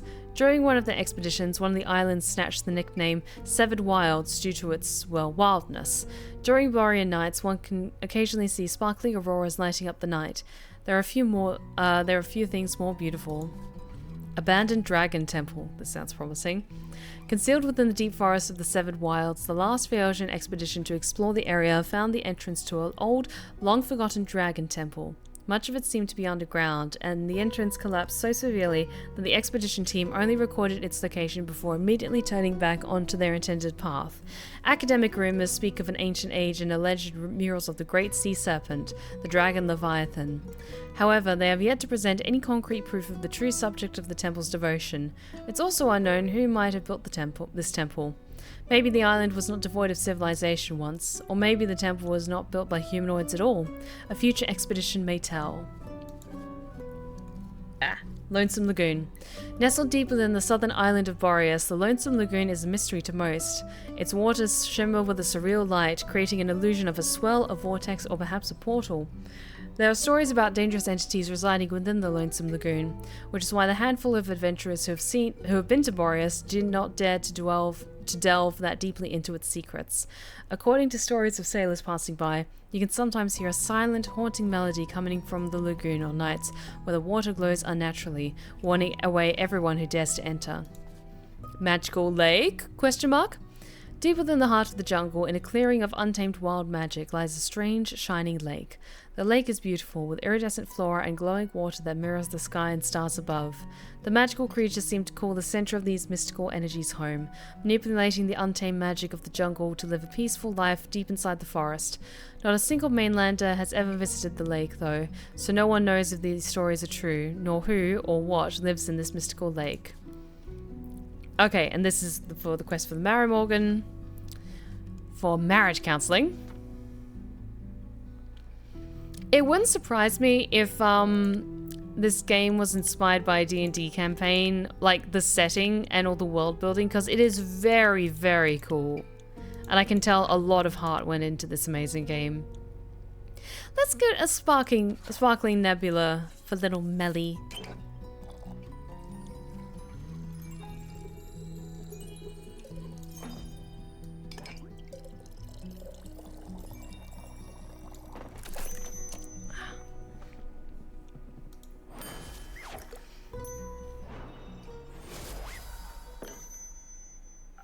Let's see if this will make your brain cells multiply. Thank you. Let me try. Ooh, this is good. I can already feel it. I'm going to be completely unstoppable. Oh no. Mood. Oh, Aura. It's okay. I just gave the child sugar. She'll be fine. She's just gonna be bouncing off the walls for a bit. Oh yes. Initially I wanted to sit this one out, but I might actually need a drink now. It would be my pleasure if it means I get to hear your story. Oh, apologies. I'm quite eepy today. Also, I'm longing for another one of your little secrets. Right, we made a deal. Correct. So what will it be today? Maybe something that'll help me counter her verbal attacks, now that she's linguistically invincible. So the usual? Alright, give me a second, I'll be right back. I think it's the Swift Strike I usually give them? Oh no, Charisma. What is it I usually get them then? I think it's a Spoken Heart.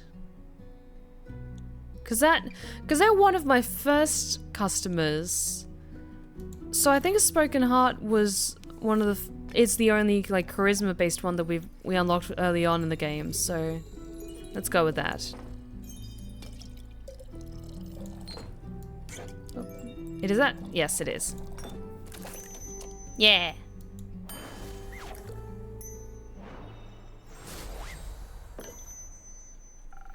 This should make things easier for you. Oh. I can see it in his face. Is it that bad? Huh? No, silly, he likes it. You can clearly see it in the way his scarf is moving. Ah, I see. My deductive skills aren't that bad after all. You think you can teach me a thing or two sometime? Of course. Then we'll be a trio. The detective, her trusty assistant, and the curious apprentice. I like the sound of that. It's been a while since I've been an apprentice. I don't remember being asked if I wanted to be a part of this. But I couldn't have completed the quest without you. Also, being a detective's trusty assistant is an honorable duty. And I'm glad you came with me. Of course. Couldn't let you walk headfirst into the open maw of a hungry T-Rex. Heh.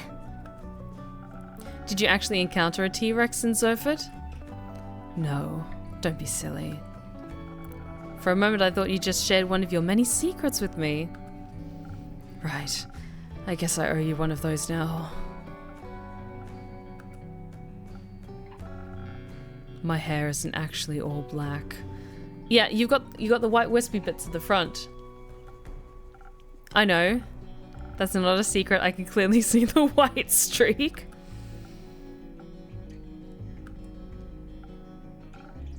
Anyways. But now, please, I'm dying to know what happened in Zoford.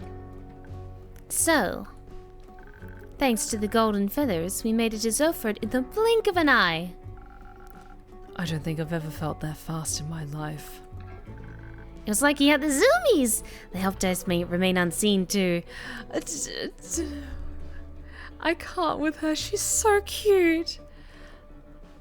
Like, I just very gently want to take her adorable face in my hands and just give her the most tender and like with tears of joy rolling down my face, just like gently pat her behind the ears, just like, oh, I love cats so much. Just the gentlest of face squishes. Like, I squish. Oh, she's just such a precious bean.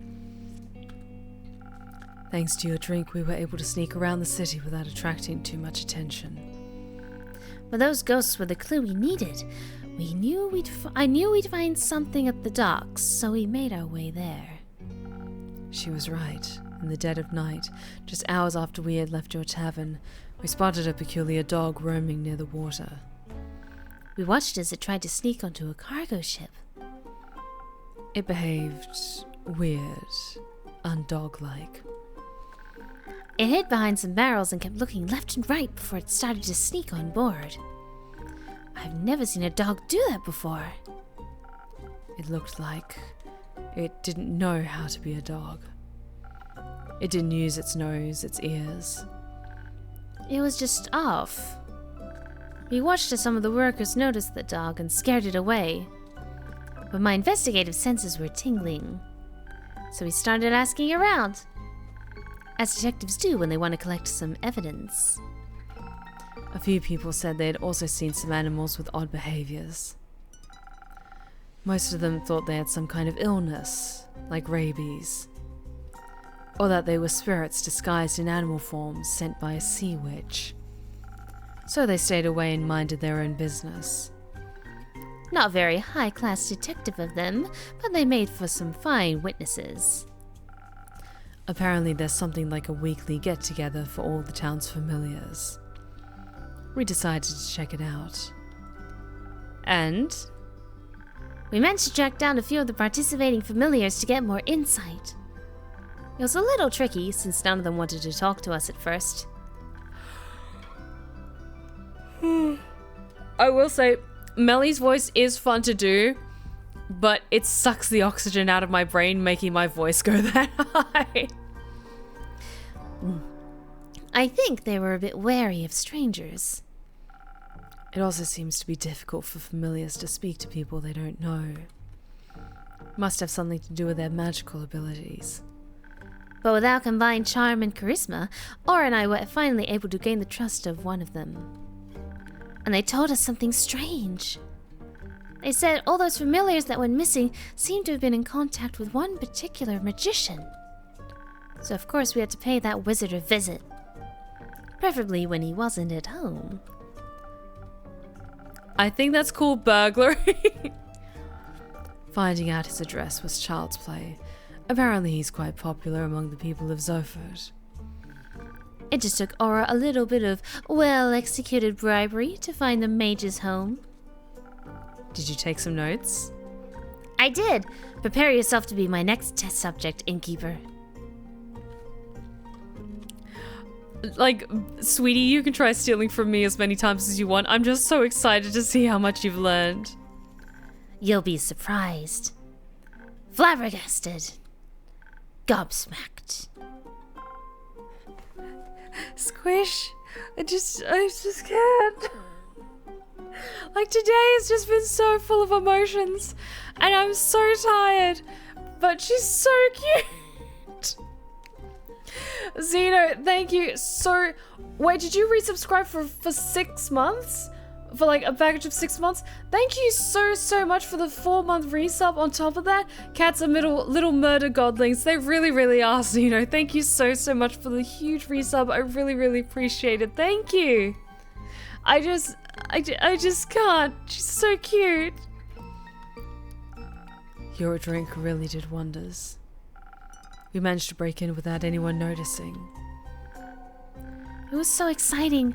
We snuck around looking for evidence, maybe a hidden ritualistic chamber or something like that. And did you find one? Sadly, no. But we found his office with the door open. Inside were a lot of books about different kinds of animals and familiars. We figured he just loves animals, or at least needed that knowledge for something else. As any world-class detective would, I also checked his trash can. And? Did you find anything? Well, nothing that helped to solve the case. But I did find something that you'd like between all the shredded paper. It looked like a recipe for a magical drink, just like the ones you serve. Ta-da! Oh, the silent owl. That sounds promising. I have 2 Siberian cats. Maybe I should put them on a stream. Oh, I imagine they're so fluffy. Oh, they're so cute. That's very useful. That's what I thought. Anyways, Aura and I continued our search for clues. His office also had books about common and uncommon diseases in animals, so we kind of had a connection. To the reported cases of rabies. I thought it was a bit of a stretch. Not that I could change her mind. That wasn't all we found. Next to his desk, in a small cupboard, were his diaries. They were full of notes and spells that I didn't understand. Something about transmutational magic. While she studied his diaries, I rummaged through his belongings and scrolls. I had absolutely no clue what any of it meant, until I found something of interest. Detailed instructions on how to unbind a familiar from their services. A thought began to manifest itself in my brain, though I couldn't quite grasp it yet. But somehow my instincts told me I had all the information I needed. I just had to stitch everything together. Kind of like what I do when I assemble quests for my patrons. Exactly! But right when I was getting to it, we heard the front door squeak and creak as someone entered the house. We tried to hide, of course, but we hadn't been quick enough with our investigation. And definitely not subtle either. The whole place looked super chaotic. The wizard immediately knew something was off. And a potentially dangerous person on high alert is even more dangerous, so we had to be on guard. Aura hid under the table, but I had other plans. Sorry, there's a particular note that plays in the song that's playing at the moment that sounds kind of like what my buzzer for my apartment sounds like. So whenever it goes, there's like a part of me, like a gut part of me that just kind of like jolts back to attention because I think there's someone pressing my intercom. It's like a particular tone, and I can't pin it down. It just like happens, and then I kind of like start awake again. Aura hid under the table, but I had other plans. I managed to jump on a bookshelf. Sorry. Melli, you're adorable, but the oxygen is leaking from my brain. I managed to jump on a bookshelf and wedge myself right on top under the ceiling. So I was hidden but could still see the whole room. Good call. Heh. I watched as the magician barged in, but he wasn't alone. He was accompanied by a lizard, a colorful bird, and a two-headed sheep. Oh no, not one of those again. Huh? It's nothing. Please continue. It was so weird. The bird didn't know how to fly, the lizard walked on two legs, and the sheep's two heads always looked in the same direction. Steph, even your yawns are adorable. No, shush. I'm a weirdo. Why is everything I do apparently adorable? As if they didn't all know how to be real animals, just like the dog from the docks. But now we had proof. These weird animals were definitely connected to the weird wizard. And if the wizard noticed something, he stopped and said to the animals, "No, you three, get out of here. I don't want you to get in trouble or hurt." I already had my fingers wrapped around the handle of my knife, ready to strike. I'm sure he felt my murderous intent. But it does sound like he cared about those animals. That's what I thought too. As soon as they left the room, I saw him create a ball of flame in his hand. He was ready to strike. And I knew I had to do something. He would have done horrible things to Aura. So I meowed. Oh, sweet honey baby.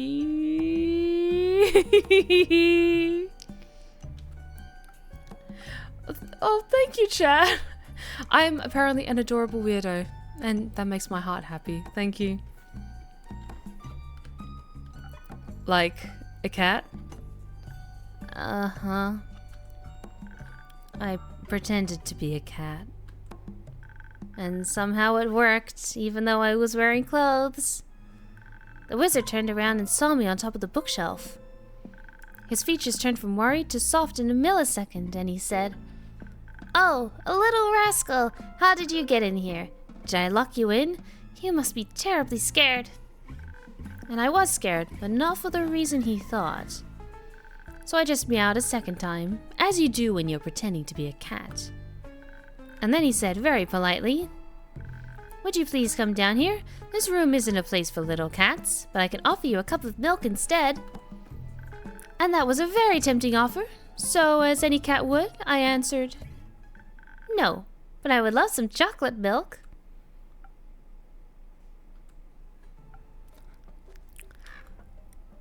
You're either playing 5D chess, Melli, or you might have messed up a little with that.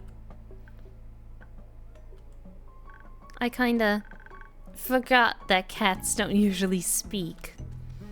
Needless to say, his face was priceless. But then his hands started to light up again. I immediately knew she was in danger, so I broke every possible rule the Thieves Guild taught me and just popped up from underneath the table. "Aura, did you rescue her?" "That was very brave of you." I don't know if I'd been so fearless. Well, I had to. The wizard turned around. He was surprised, maybe even scared, but he was also ready to fire at me. I already saw my life flashing before my eyes. And before I could even think about it, I yelled, "We know you don't mean any harm. You're just trying to protect those familiars, right?" Apparently I hit a nerve. He stopped right in his tracks. I took advantage of that moment and tried to explain why we were in his home in the first place. I told him everything about the quest, the familiars, the weird dog. Usually I'm not very good with words, but, well, your drink definitely did what it was supposed to. I don't know how, but I think we managed to de-escalate the situation.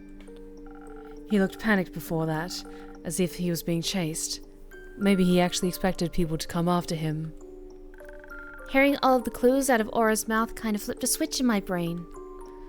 And I could see the truth right in front of me. Suddenly, everything made so much more sense. I jumped down from the shelf and began my conclusion. It is clear to me that you, the accused, do not have ill intentions. However... Oh, thanks for the stretch check. That does not make you innocent. You're still involved in the disappearance of some familiars. Sorry, I just love doing Melli's voice so much. It's so much fun. But I am very sleepy. She was walking back and forth while she gave her speech. That's exactly how I was imagining with my delivery of those lines as well. Kind of like, you know, at the end of a murder mystery when the detective calls everyone in the parlor like, one of you suspects in this room is a cold-blooded killer. I am played by Daniel Craig. She was walking back and forth while she gave her speech. Needless to say, the wizard and I were equally confused. You're fond of animals. And as such, also familiars. And while I don't know anything about magic, I have heard the term transmutational before. Who hasn't, honestly? It's a broadly used term.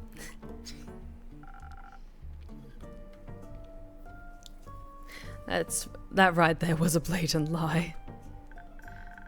So I, the world's greatest detective, have concluded. You are turning familiars into animals.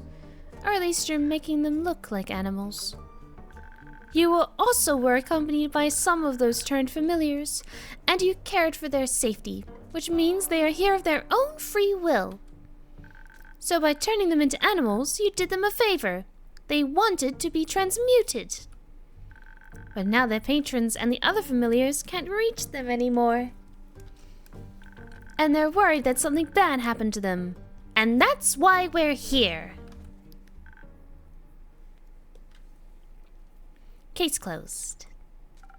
That's pretty impressive. That is a very good idea for a mystery, hell yes. And you figured that all out by yourself? Yep. The magician was also really impressed. I totally hit the nail on the head. I explained again that we were just there to investigate, but that it was also necessary for the familiars and their friends and families to talk to each other. The remaining familiars wanted an explanation, as well as their former mages. The wizard already felt guilty for doing something behind their backs, of course. Turns out the familiars were unhappy in their dragon-like bodies and much preferred feeling like real animals. But they were afraid of telling their patrons and familiar friends, so none of their remaining acquaintances knew what had happened. Of course, they expected the worst. Why else would your friends just leave you alone and disappear without a trace? Yeah, but obviously none of them wanted to continue on like that, so we helped set up a meeting for them to talk it out. And they did. All the magicians were very understanding, if a little sad to lose their connections. The other familiars also welcomed them with open arms, even though they were a little confused at first. They needed a while to understand why their friends wanted to be animals. But I think they got it eventually. So, all in all, it sounds like a very successful quest. Absolutely. I'm glad you got to uncover the truth. Me too. The magician even decided to give us something in return for helping him. Neither of us have any use for it, so we wanted you to have it. Oh, what is it? What is it? Don't say that. It makes it sound like it's a bad gift. And it's not. What is it then? It's a ring of beast storing, with a lost familiar inside of it. He found it a long while ago, but its patron never showed up. We named it Renu. Melina can't take care of it, and I have my sheepfish root. You have a pet? Aura, you have a pet sheepfish, whatever that is? That sounds adorable. But you have Andu, so you already know how to take care of a mini dragon. Oh, I absolutely do. He might enjoy some company. So thank you two very much. Okay, I have to move my webcam so you guys can see him. 1 second. Detach that. Okay. Have a look, he's right up there. Hang on. Hey, there he is. Look at this little lad just lurking on top of the bookshelf. I love him. I'll leave me down there for a few seconds so you guys can just marvel at my adorable new pet. Hang on. Camera. There he is. Oh, he's an eepy boy. Yeah. Okay, I'm gonna see. Can I boot the snoot? Okay, it didn't interact with that. I just missed that line. I need to get back to Rufus now. He gets lonely without me sometimes. Okay, he kind of makes a snoring noise. So if you hear that kind of like noise and my webcam's covering him again, it's him. Alrighty, so I'm gonna move my webcam back and we'll keep going in just a second. There we go. Or is it that you get lonely without him? He's my pet. I need to take care of him. Don't worry. Sorry, don't worry. I'm sure Fable did a good job. Though it's nice to see how much you care for your pet. He's been my only friend since my parents died a long time ago. Oh. Were they also eaten by zombies? No.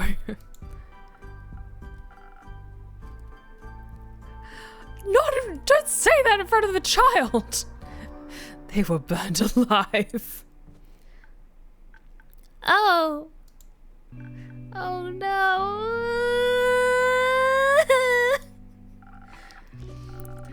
I remembered it as if it were yesterday. It was late afternoon, and my parents wanted to visit the adjacent village to buy some grain. But they never returned. I wanted to look for them. But when I got to the village, every house, every barn, and even the ground was ablaze. I heard yelling, people screaming in pain, pleading for help. And my parents were nowhere to be found. A few of the survivors confirmed they had seen them earlier that day, before the fire. I later found out the perpetrator was the pretentious son of a noble family.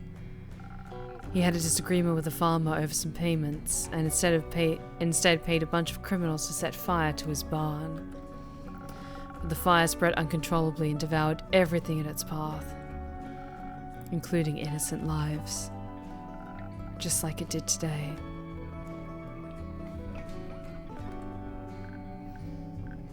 That's awful. I'm sorry, Aura. It's alright. I bottled all my emotions up and combined them into desire. For a family? For revenge. Oh. But that sounds like a lonely desire, though. And you haven't found any friends since then? No. The people in the Thieves Guild helped me survive, but they weren't particularly keen on friendship. So I just chose the lonely path that was meant for me. That's not very nice of them. But now you have me. And? We're best friends now. And accomplices. We unlocked more information about Melli. Yes. And we can found our own guild. Like a detectives guild. Do it, Aura. And we unlocked information on Aura as well, yes. No. Give us a few more quests and we'll be the most famous detectives in all of Feosa. I'm sure of that. Hey! I'm going to read out the information that we got about them first, before I get too carried away. Aura. But even a grumpy, lonesome person like him can't resist a certain stray cat's charm, even though the rules of the Shadowbane's Thieves Guild and murderous oaths were all he knew for a long time. Maybe they'll consider an alternate career in the future. A detective's assistant, maybe. As is fitting for a young detective, she's always eager to learn and experience new things, though her youth leads her to attach to the people around her rather quickly. On a different note, her favourite drink is hot chocolate. Looks like I have to add another recipe to my list very soon. Yes, please. And a good mythical morning to you, innkeeper. This time it's actually still morning. But that doesn't mean it isn't also morning somewhere else in the world as well. Of course not. That's a really cute hat you're wearing. Thanks. Can I try it on sometime? Only if you tell me your name. A fellow master of bribery, I see. There's... Okay, 1 second. I just have to show you guys because I've got more of a close-up image of our new friend. Look at this little loser. Look at him. Hang on. There. Can see him a little bit clearer now because we zoomed in a bit. It's the lad. Oh my god, I love him.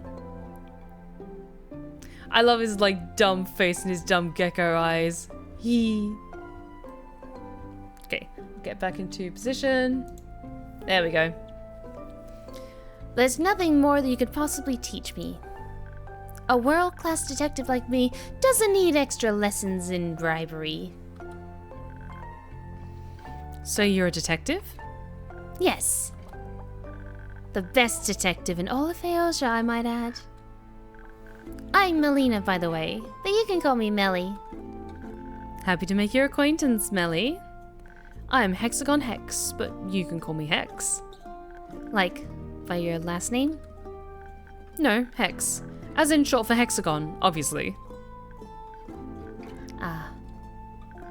And who's that grim-looking fellow next to you? Oh, him? They look grouchy, but they're my world-class assistants. Not by choice.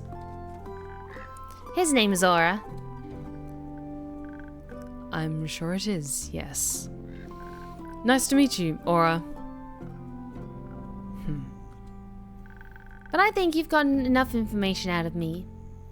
Can I try on your hat now? That's a tricky one. You see this little star pendant at the tip of my hat? Uh-huh. It classifies me as a wizard of the primordial sea. A silver one, I might add. One of Leviathan's most trusted confidants. Ooh. And all of his knowledge is directly transmitted to anyone with a hat like mine. In particular, silver stars like me have access to information that, leaked to the masses, would break the order of this world. Oh, wow. But every silver star has to go through extensive mental training.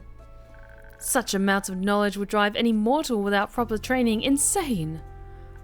No. So I can't let you try on my hat without endangering your life. You fucking liar. And I couldn't forgive myself if I were the reason Fails' best detective went mad. That is very honorable of you. But I, the greatest detective Melina, have concluded that you, Hexagon Hex, are nothing but a bad liar. You're a great detective indeed. I honestly thought you were pretty convincing, Hex. Oh no, like... don't you know the rules of cats? If it fits, they sit.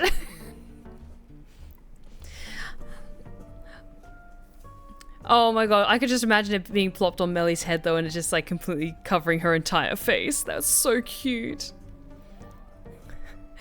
Thank you. Wait, did you actually believe him?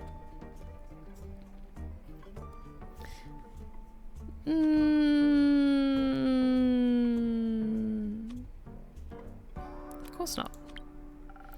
I just happen to know a thing or two about the primordial sea. I've read a few books, heard some rumors, you know how it is.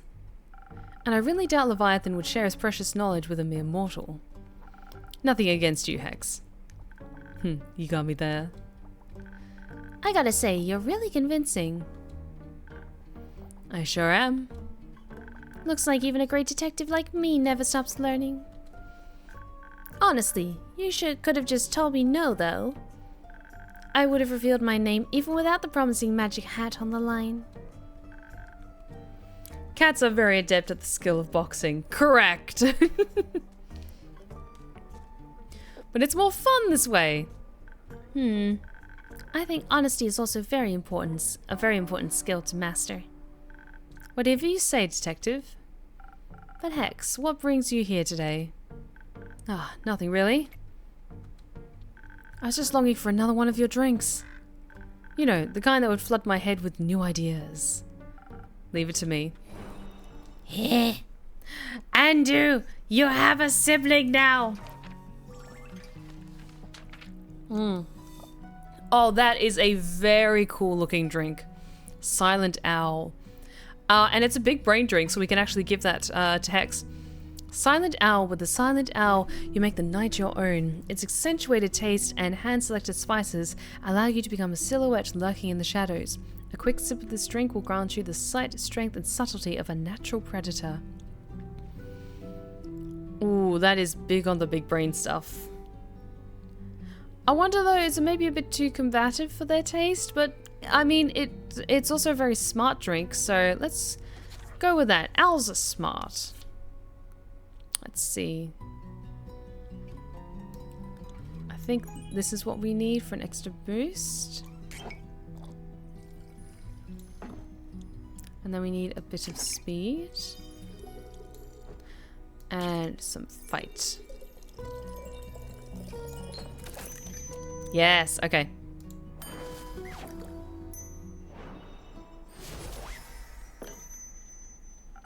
There you go. This should do the trick. Let's see. Oh, I can already feel it. All the ideas. They're manifesting in my brain. Honestly, I don't know if that's a good or a bad thing. I guess we'll have to find out. Oh, can you maybe show me a magic trick? Just to test your abilities, I mean. Well, yes, of course I can. I'm glad you asked. You know, I'm a master of fire. Aura, I'm nervous too. Oh, then, can you also do fireballs? I wouldn't call a fireball a mere trick, more like a fully fledged spell. But I can create 10 tiny flames on top of my fingertips. Like cute little candles? I want to see that. I would maybe advise you to play with fire outside. A lot of my ingredients are very flammable. You'll miss a real big show then.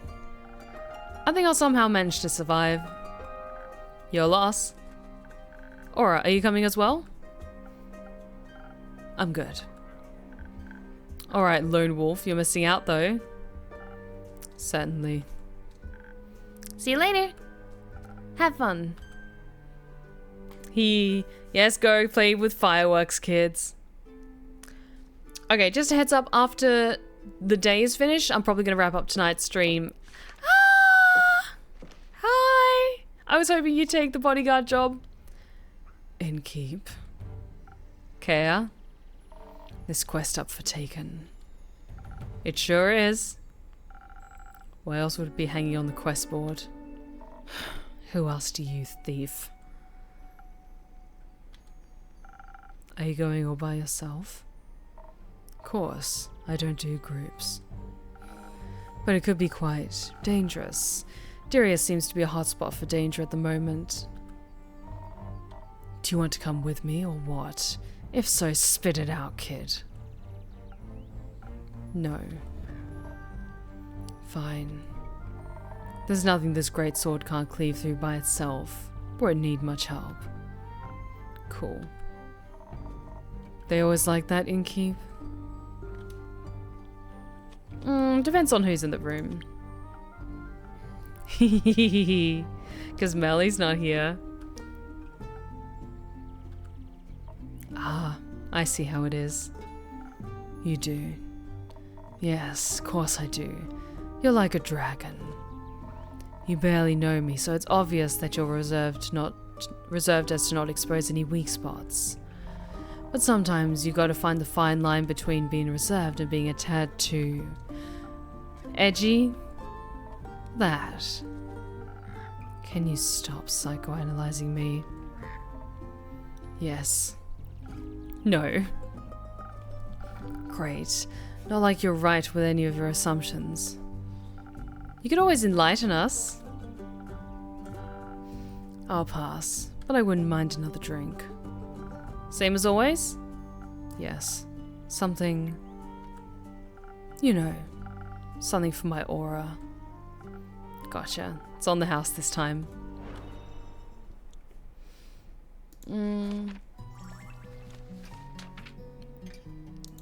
They say same as always, so I think it's a spoken heart, because there isn't one with like aura in the name. So yeah, let's just go with the safe option.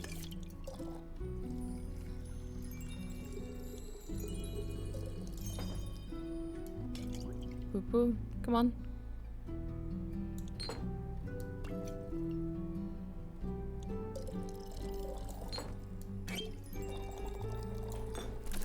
There we go.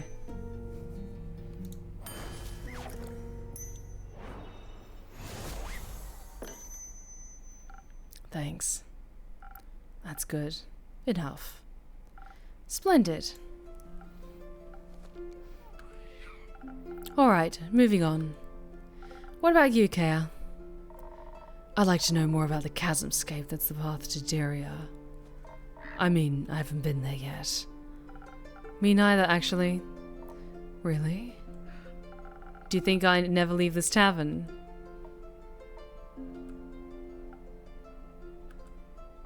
Do you have any special insights that might be useful? Not so much about the situation in Deria itself, but bits and bobs I picked up over the last days. Enlighten me. As you might have read, travel to Deria has become a bit of a hazard. Collapsing bridges, disappearing animals, nervous diplomats.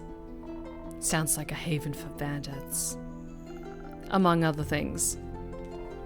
Either way, I'll get that blue blood to Deria. Of course. How about a drink to aid with the undertaking? I thought you never ask. She's so pretty when she smiles like that. Any wishes? I mean, this could go either way. Depends on what truly is going on down in Deria. Timing might be important, being swift and smart about it. Evasion, that's what you call it. I might have a good infusion for that. The feather of a golden loon. A what? Oh, a rare waterfowl. Legend has it the wind still resides in its feathers, which is why they lend you its speed. Ah, intriguing. Supposed to be great for evasion if you added something for the brains to it. I thought I'd be dealing with a diplomat, so a little additional charisma to get me on his good side wouldn't hurt either. Definitely doable.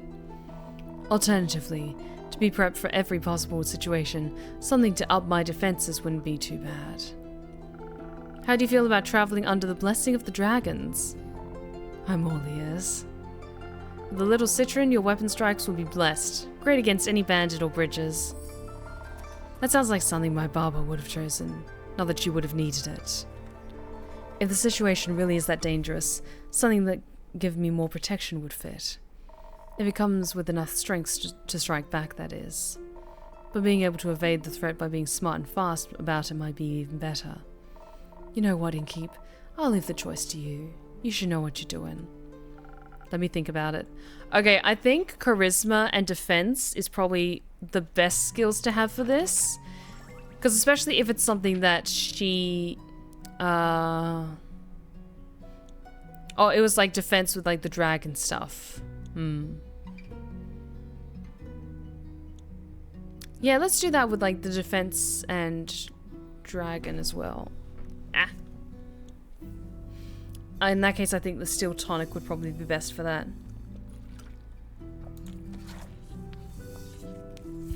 Because it's all about protecting them. So it was citrine for dragon. Then a bit of swiftness. And sword stuff. And then all of the defense. Steel tonic for you.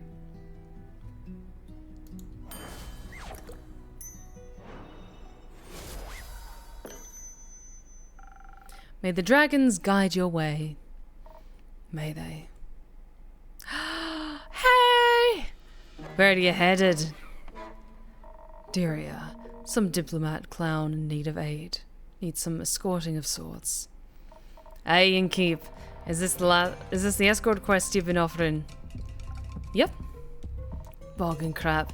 I've been meaning to take that one to earn a bit of coin on the side. Well, I've already committed to it. What if I were to tell you that I want the quest? Well, you ain't getting it. Simple. Could you stop me? Do you want me to try? I'd love you to. Come on now, just go together. If she's here, then Kyle can't be far. That is a good point. But yes, you two team up. I want to see you two go on a quest together, please. Who asked you? Exactly. Your conversation is giving me a headache. The solution is as easy as it is efficient. Go together. One takes on the big bads, the other the small ones. Either way, you're better prepared for a fight. And your defenses will be better.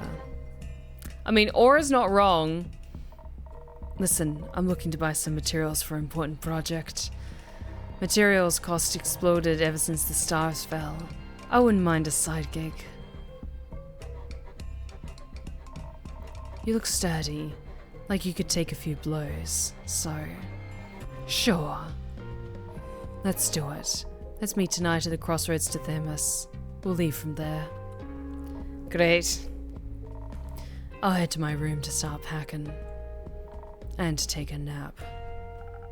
Those are effective after all, huh? Oh, shush.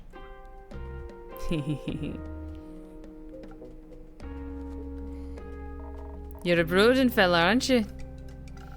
This is just who I am. Oh, you can see him just a little bit. You can see his little snoot poking out. To boop the snoot. I met fellas like you before. You're all the same. Often you got the truest hearts of gold. Can we skip the sincerity? My headache is bad enough. Oi, Innkeep. Rhea? Kyle keeps talking about fireworks. He's still oblivious about what actually happened. Luck's with the fools, they say. For many, it'd be easy if it had just been fireworks. He keeps blabbering about that letter. Oh? Have you opened it yet? No. Dreading what might be inside. I just haven't had the time yet. Suddenly your lines don't sound so empty anymore. Don't think too hard about it. You! Think about what? Nothing. Of course not. I didn't mean to pry or anything, even though I'm very curious by nature. Good for you? I would agree. That and wanderlust is the reason why I decided to come here.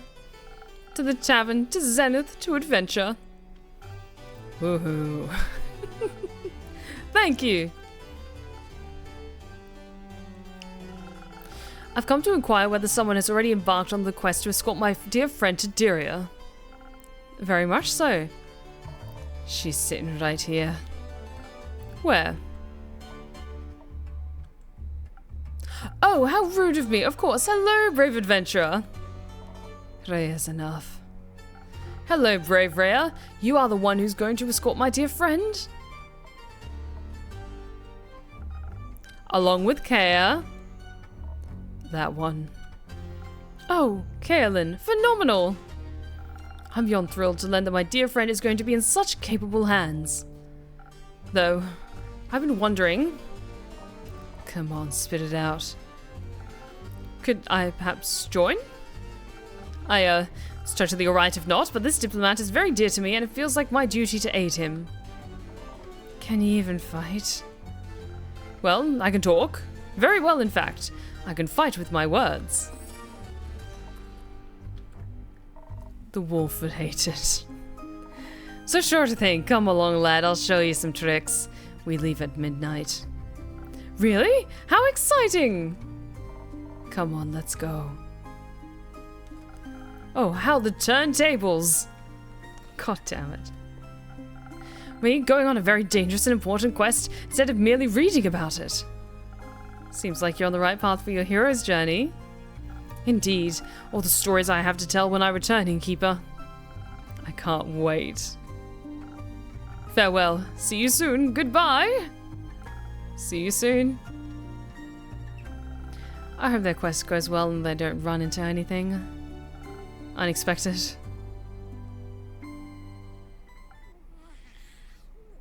Oh, it's a baby. Hi, little baby. He's so cute. Oh. What's on your mind? Oh my god, I just noticed. Do you guys see those scratches on the wall? I think they're from him trying to claw up the wall to get onto his perch. That is so cute. Baby.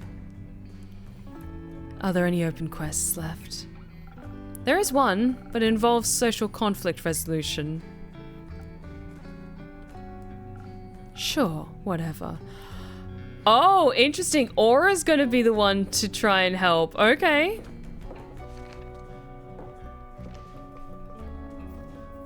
I'm taking this. Isn't it a bit too soon to go on another quest? You just got back. At least have a long rest, replenish some resources. I'm good. I'll say, are you sure? They just got back with Melli. No, but who cares? I do. Don't. A bit too late for that, I'm afraid. I already paid you with a story today, so get me one of those quest drinks. Something with a little more violence. Also, yes, he blows bubbles. Ah, I love him. He's so eepy. I love him. I don't think I'll be doing that. Fable! Hiya, Innkeeper. Hiya, Fable.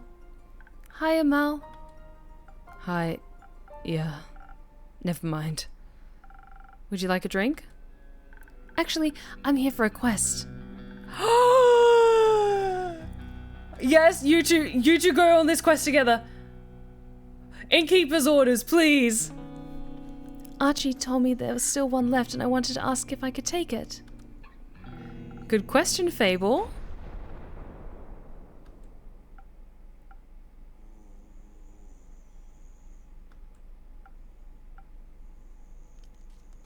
Aura? I see it's on me to answer it. Aura is thinking about taking that quest. Who's Aura? John. Malachite. That guy. Oh, nice name. Thank you. They're blushing. I see you. But if you're already taking it, I guess I'm too late. I hope you have fun. Why don't you go together? Together? Is that allowed? Of course. Teamwork is the adventuring world's bread and butter. Most heroic deeds are not done alone. Life would be very lonely that way. It would be, yes. So you should go on this quest together. Combine your individual strengths to solve any problems better than you ever could alone. And you will get to know each other better in the process. It's a win-win. Aura, what do you think? Would you be okay with that? I guess. Would you? I think so. It sounds fun. Cool. It's settled then. You'll go together. If I can ask, what exactly is the quest about? Archie only mentioned there was one. It's simple. Baya is worried that the Banshee of the Lonesome Lagoon and the Mary Morgan of the Ashen Grove aren't speaking to each other. She fears the end of their relationship would also mean the end of her friendship with them. Baya is friends with the Mary Morgan? Best friends. So we need to talk to the Mary Morgan. And the Banshee. What an opportunity. I always wanted to come face to face with the embodiment of sorrow. Don't you think that's scary? No.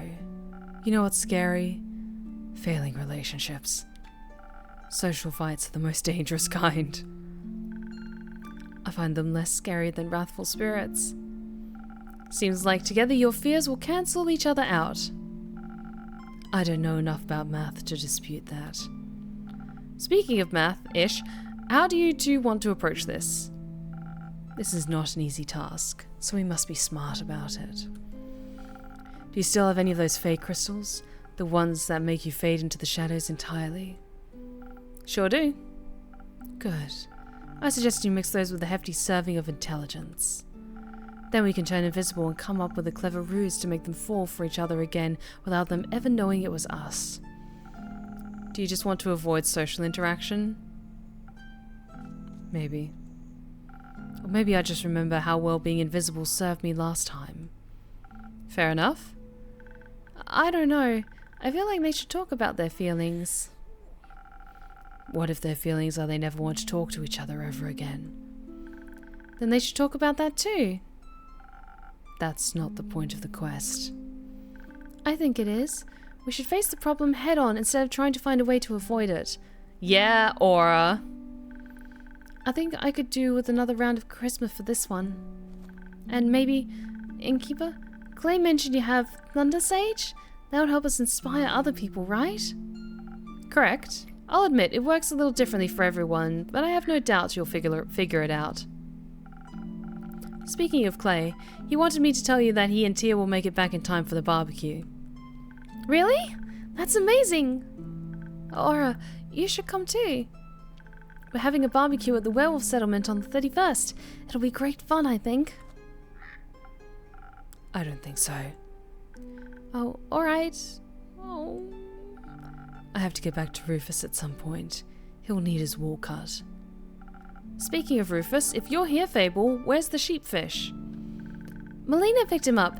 She said he'd bring him home so he has to spend less time alone. Great. Was that wrong? I told her exactly what kind of food to give him in case he gets hungry while they wait for you. No, it's fine. He likes her. They're a good match. Anyway, we should hurry, so you don't miss your barbecue. You're right. Innkeeper, can you help us pick the right approach? Either invisible and intelligent, or charismatic and inspiring. I trust your expertise. Let me think about it. Okay, definitely charisma and inspiring. Like, I understand Aura wants to avoid this social awkwardness, but no, this is a social situation. We need charisma. Also, Kea. She inherited that huge greatsword from her grandma, who Kea lovingly calls Baba. Grandma must have been a true hero, devoted to both her strength and the dragons. Naturally, Kea has very high expectations of herself. Luckily, she allows herself some breaks every now and then. Turns out Archie is not only an avid reader, but also an aspiring author. To fulfill his dream and require more inspiration for his works, he's determined to go on a real quest. Good thing his childhood friend is in dire need of brave adventurers to help him out. Hell yes. Okay, so something with charisma.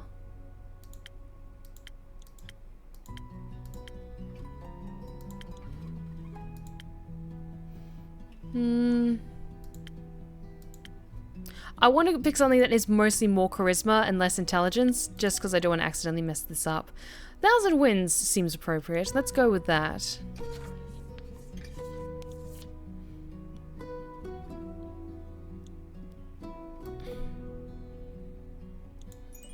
Actually, no. if we're going to be doing or adding intelligence, then what was the other one?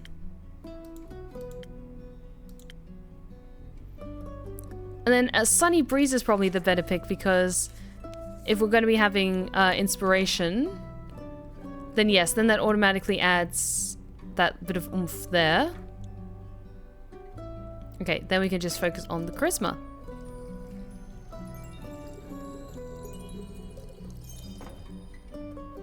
And a little bit of speed. There we go.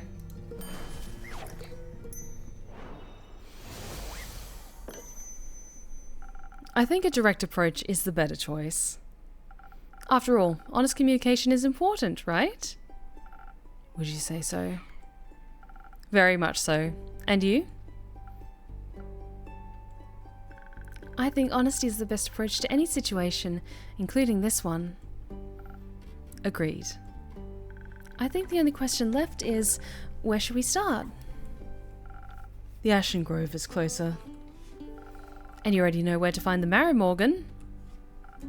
You do? Yes, I encountered her before. So she'll remember you? I hope not. Last time she tried to drown me. Oh, I see. It was pretty embarrassing. I know the way to the Banshee too. Might be smarter to start with the one further out. Work backwards and all.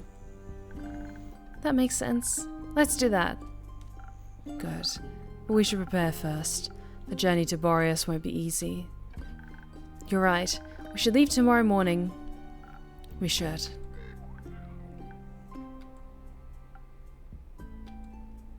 Wonderful. Glad to know you'll actually rest between quests, Aura. If I must. You went on a quest with Melli, right? How was it? Fine. Reminded me of my parents. Are they... well? They're dead. Ah. Burned to death. I'm sorry. That's horrible. That's life. It shouldn't be. How old were you when you lost them? 7. Oh wow. That must have been really scary. It was. Fine. Oh. Aura. I can see you're getting a bit emotional. It's okay. It doesn't sound fine. When I was 7, I ran into a vine-spiked boar while searching for friendly rocks. It chased me through the forest for almost an entire hour. First I thought I was going to die, then I was sure I was never going to step foot outside again. But when they found me crying, my family hugged me so tightly they dried up all my tears.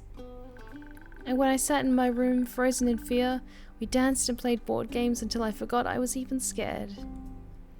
I can't imagine not having that. I can. It was... Please don't say fine. Scary. Really scary. I waited at home by myself for 2 whole days. I thought the shadows were going to eat me at some point. And when I was finally brave enough to leave, it was too late. You know it wasn't your fault, right? I know I never want to feel that scared again. But it's fine, because I fixed it. Fixed it? By taking revenge on the jerk who caused their death. A popular approach these days. Did that make you feel any better? Yeah, sure. It was just a natural part of my journey, following the path of darkness. It's my destiny. Misery is nobody's destiny. She's right. You shouldn't confine yourself to sadness just because it's what you're used to. Besides, the innkeeper always says you can choose your own destiny. And I decided our destiny is to bring these 2 lovebirds back together, at least for now. Oh. I think I need to go prepare for our treacherous journey ahead.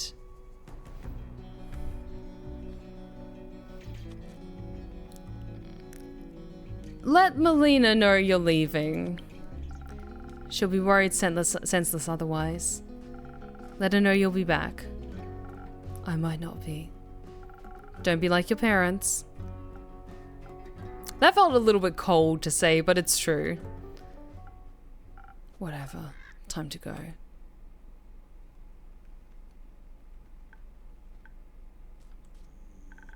Do you think I should go after them? I think sometimes we need a bit of time to feel our feelings by ourselves before we feel comfortable enough feeling them in front of other people. That's a no, right? Give him a moment. You'll have plenty of time to be there for him when you're trying to play matchmaker for the undead. Right. We have to do that. Which is fine. I'll be fine. The Mary Morgan probably doesn't even remember me. And if she does, I can just run. Or hide. Or cry. No matter what, you won't be alone. I can't tell Aura how afraid I am. It'll be so embarrassing. If you want to be there for him, you should also let him know that you're scared. It's only fair. I don't want to burden them with my problems. Being a burden every once in a while is part of the wonderful experience of being loved. Your friend is appreciated when you trust them enough to let them help you. Because when you care for people, you're willing to put in a little work to make them smile. But you already know all this, don't you? I do, but it's just so much harder to keep in mind when it comes to myself. I know, but you're doing very well, Fable, considering the nervous wreck you were when we started. Thank you, Innkeeper. It's all thanks to you.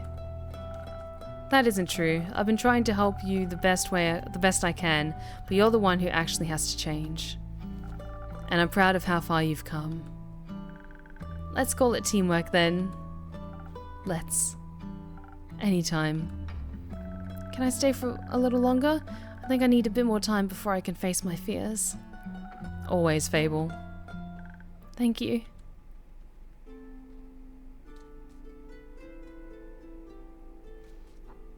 Wow, today's gone on like really, really long, and I'm honestly just so wiped out.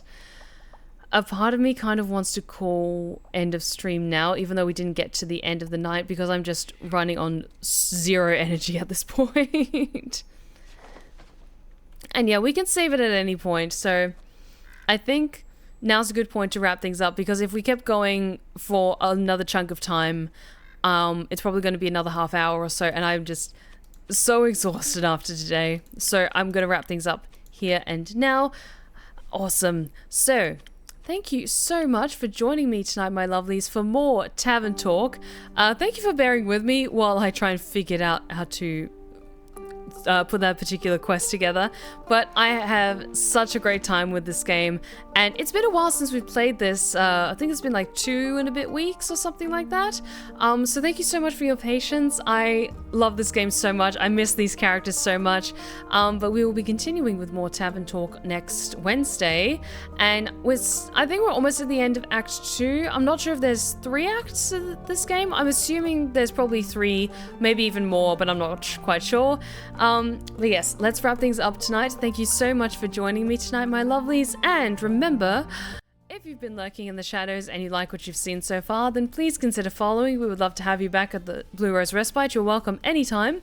Be sure to check out my other socials that are popping up in the chat right now, including my 2 YouTube channels, one for my ASMR tales and the other for my Twitch VODs, and my Twitter, my Insta, and my TikTok. Big thank you to Zeno for the 100 bits. Good for you for taking care of your health. Thank you so, so much. I'm trying to get better at that, and I'm going to get a good amount of sleep tonight and probably rest after today's training.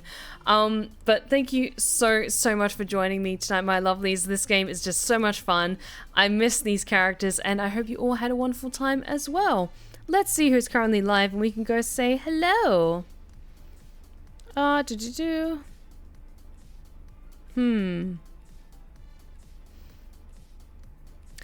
go say hi to Tiffany, give her a bit of a boost. Because they are awesome and cool and deserve all the cool things. But thank you so much for joining me tonight for more Tavern Talk. Be sure to join me on Friday for more Baldur's Gate 3 and Monday for a new horror game. I have one in mind. I just need to check that it works well with OBS and everything like that. And I shall hopefully be announcing that very, very soon. But thank you so much for joining me tonight, my lovelies. excuse me. I'll see you on Friday. Have an amazing week, and remember, take care of yourselves, take care of each other, and as always, stay wicked and wonderful. Good night, my lovelies.